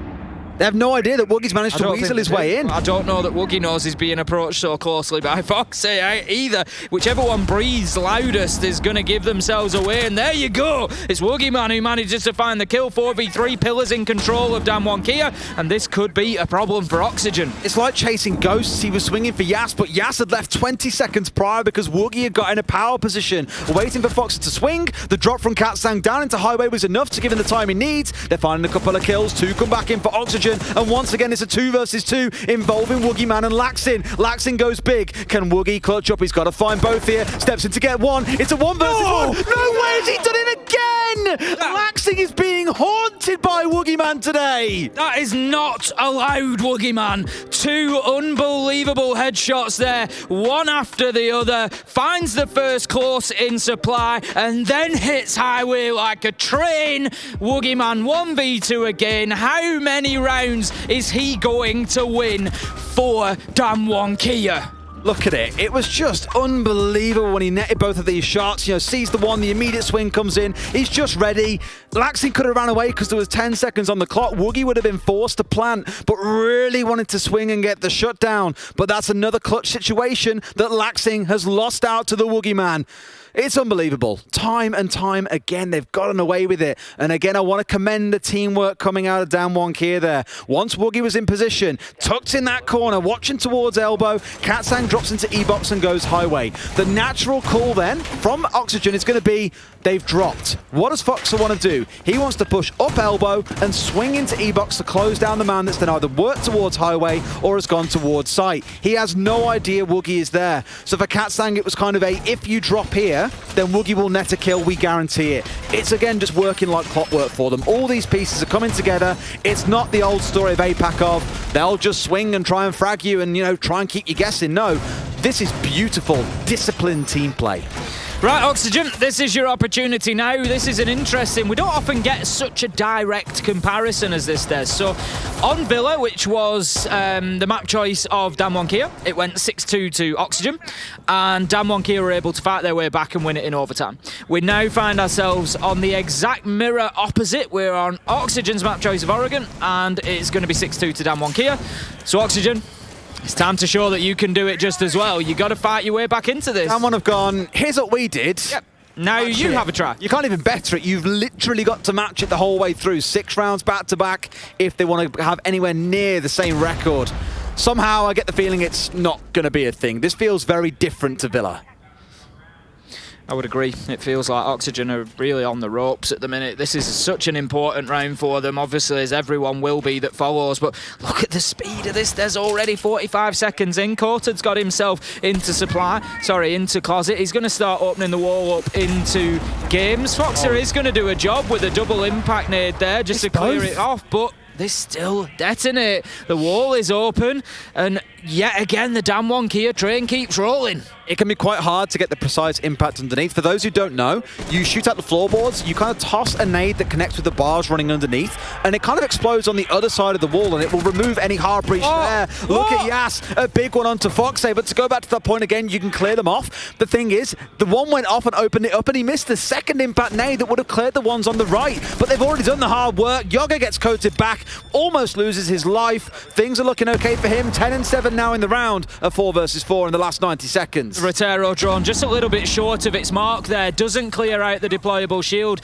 on the corner, but it's not going to be the end of the world because with Rin established at the top of White Stairs, nobody can come and play in that location now, so they don't need to worry about it too much. If Rin stays patient here, I bet he's going to get himself a pick, as this peak is almost certainly going to come from behind the bomb chassis. You can feel that they want to make it. This Toxic Babe canister comes out, and that's actually a smart play. It forces them away from the top of White, but Katsang now established on double window. They are really looking to get in and get the diffuser down here. Kino in a very important position. Well, Oxygen couldn't make it work. Can DWG KIA. They're ready, poised outside that window. They want the spring in, but they want to burn through some utility. Looking in towards the C4 on Laxin, for example. That final gas canister sat in the back pocket of Kino. They need that to come through too. Oxygen just waiting for DWG KIA to make their move, and Yas is flanking his way up into Master. If he kills Vert here, he gives them so much control. Made to swerve it entirely. Knows that Laxing is sat behind the shield. There's a cheeky little gunfight coming through between the two, but not going to find himself going down. He knows that Vert is here. Again, big connection as we get into the last 15 seconds. The big thing that Yas has done here, Des, is he's made them look the other way, and that gives the opportunity for Rin to find one. Katsang goes down, and that'll be the diffuser as well. 3v2 now, 3v1. Oxygen have shut this down, having absolutely none of it. It was a nice try from DWG KIA, but a better response from Oxygen. That's what we needed. No more mistakes for the NA side if they want to get back into this one, and they start things off rolling on Dorms. That's going to be a successful round, bring them back to 3-6, and DWG KIA, they're going to have to try and find that map point somewhere else. I do hate the big window plays. Like, I've never enjoyed it as a push because The reason why sometimes you'll see shields put in really strange places or someone hold an angle that isn't actually a window, it's just in front of it, is because when a player comes vaulting through or over a shield or up a ledge, whatever, they're locked into that animation. They will land in a fixed place every single time. You can find the optimal position to hold, and they have no choice but to have their head in a key spot, and you are basically guaranteeing yourselves an instant kill. In this case there, well, the Kino was ready. SMG waiting, smoke canisters coming out. It was beautiful. Going to be heading into what could be our final round once again here. 6-3 it will be now. Damwon Kia, they need to keep going, need to keep pushing, need to find a way to get this over the line, because you better believe Oxygen are going to be desperate to do to them what was done on Villa, and that is to bring this one all the way back. We're going to be down to Laundry Des. We've had 2 attempts so far from Oxygen. What do you think about this site choice? I think that said it all. I mean, I'm kind of like, well, let's look at how it's gone so far, right? 2 have gone against them. 1 was down to a massive man clutch, so it was improved. In the prior round, Damwon Kia did only have 2 members left alone, and it was the kind of mistake of Oxygen for boxing themselves together. So looking at it, there are mistakes that can be corrected. You can't count on I say it now, you can't count on another Woogie man clutch. Wait, just watch that be a thing at the end of this round. As it starts out, Yas, again, is early to be shut down in the round. I would love to see his average death time in this game, because it has been very early in at least a third of the rounds. Yoga very casual in that kill. It was nice. He was obviously well aware of the push that was coming through from Yas on the Iana, and that is a good advantage for Oxygen. I'm saying it very early, and I don't want to curse anything here, Des, but I just feel like Oxygen have got a little bit of different energy after winning that round. They won it in a great fashion, and then they come through. They've got Yoga roaming round. They just feel loose again. They've got that kill onto Yas. It just feels, I don't know, it just feels a little bit different to the rounds that we've seen go by so far. Damwon Kia, they've got themselves the control of mid-floor. They're going to start opening up the hatches, looking towards site itself. Oxygen have got themselves established back downstairs. They're looking like they are pretty happy to try and hold on to things in a turtle fashion from inside a site. They're just going to sit and wait now, hold angles and just see what pressure comes from where for Damwon Kia. And they might be seeing a little bit of Laundry and Freezer attention this time rather than going through the bunker. When you removed a couple of nades off the board, plus the intel gathering coming out of Yas, like, you know, go back and dig in as they've done. We've seen this come out of them the last couple of times as well, is they do really like playing Turtle on site. It's almost like the total antithesis to what you see coming out of, say, BDS, who are normally the go-to Turtle team. You see them roaming and you're like, oh, BDS are off-site. What's going on there? It's sort of the reverse here, where Oxygen are on site and you're like, oh, they're on site. What's going on there? They've even got this single wall reinforced here, actually, that looks up, by the way, from inside a site, B site up towards the north stairs. In Europe, we never see that reinforced. But here, at least for Oxygen, it's been hard reinforced off. Coated, finding one onto Vert. 4 versus 4. Big start, and Vert once again just struggling to get himself firing in this map. It's going to be 4v4, 1 minute left to go. Damwon Kia need to get moving. There's still some very key positions held by Oxygen at the minute. I'm looking at Yoga and Kino in particular, just still in control of pillars, and that makes any sort of push from rear stage or bunker very, very difficult. Foxy just pushing the line up a little bit higher, but look at that, Rin catches Kino out and starts to get aggressive. How many times have we seen this from Rin? Just is the player that drives that momentum into the team and pushes them forward on a wave of aggression, gets the kill, gets pillars, the area that I was talking about. 30 seconds left to go, Des. It's now or never. They've got the time. All of Oxygen are held off towards the south side. They're boxed in once again. Woogie coming in down towards the left. I thought he might find an angle. The second C4 will find a target. A double kill for Yoga in the round. 3v3, 10 seconds to go. It's now or never for Damwon Kia. They're in, and Katsang is planting. Rings in sight. Woogie's off towards the side. He finds one. Hit by the air jab as well. Yoga won't be able to get the flank off. It's going to get stuck, and Katsang wins it. Damwon Kia still undefeated, have taken every single map, and they secure the spot 1 in their group. I think they're going to start calling Woogie Man the postman, Des, because he always delivers, coming in there with essential kills at the end. The cover was great. Katsang, what a round from him. What a map from him. 11 and 6. It was the Katsang and Woogie Man show. 21 kills between the two of them, and they have just given Oxygen a little bit of a lesson on Oregon. And look at him as well. They know. Yas, again, a very quiet day for him. But when he's quiet, the rest of the team can shine. There are so many layers of this team that you need to unravel again. They're going into playoffs, and it's not even close. They're the first team to qualify in first place, Tim. That's just how dominant they have been for 3 days straight now. That's it. They've guaranteed themselves that upper bracket spot. They are certainly in pole position when it comes to this tournament. Absolutely unreal from Damwon Kia so far. I'm just excited already to see them play again. What I love as well is this means they skip the first round of the upper bracket. The first place team won't have to fight around for the second and third place team who have to play a kind of previous round. They get to go straight through to basically the equivalent of the semi-finals. Brilliant show by them. I cannot wait to see more of them, but tomorrow they can enjoy a wonderful break. We'll go to a quick break ourselves, and when we come back, our analysts will talk through this 2-0 slaughter.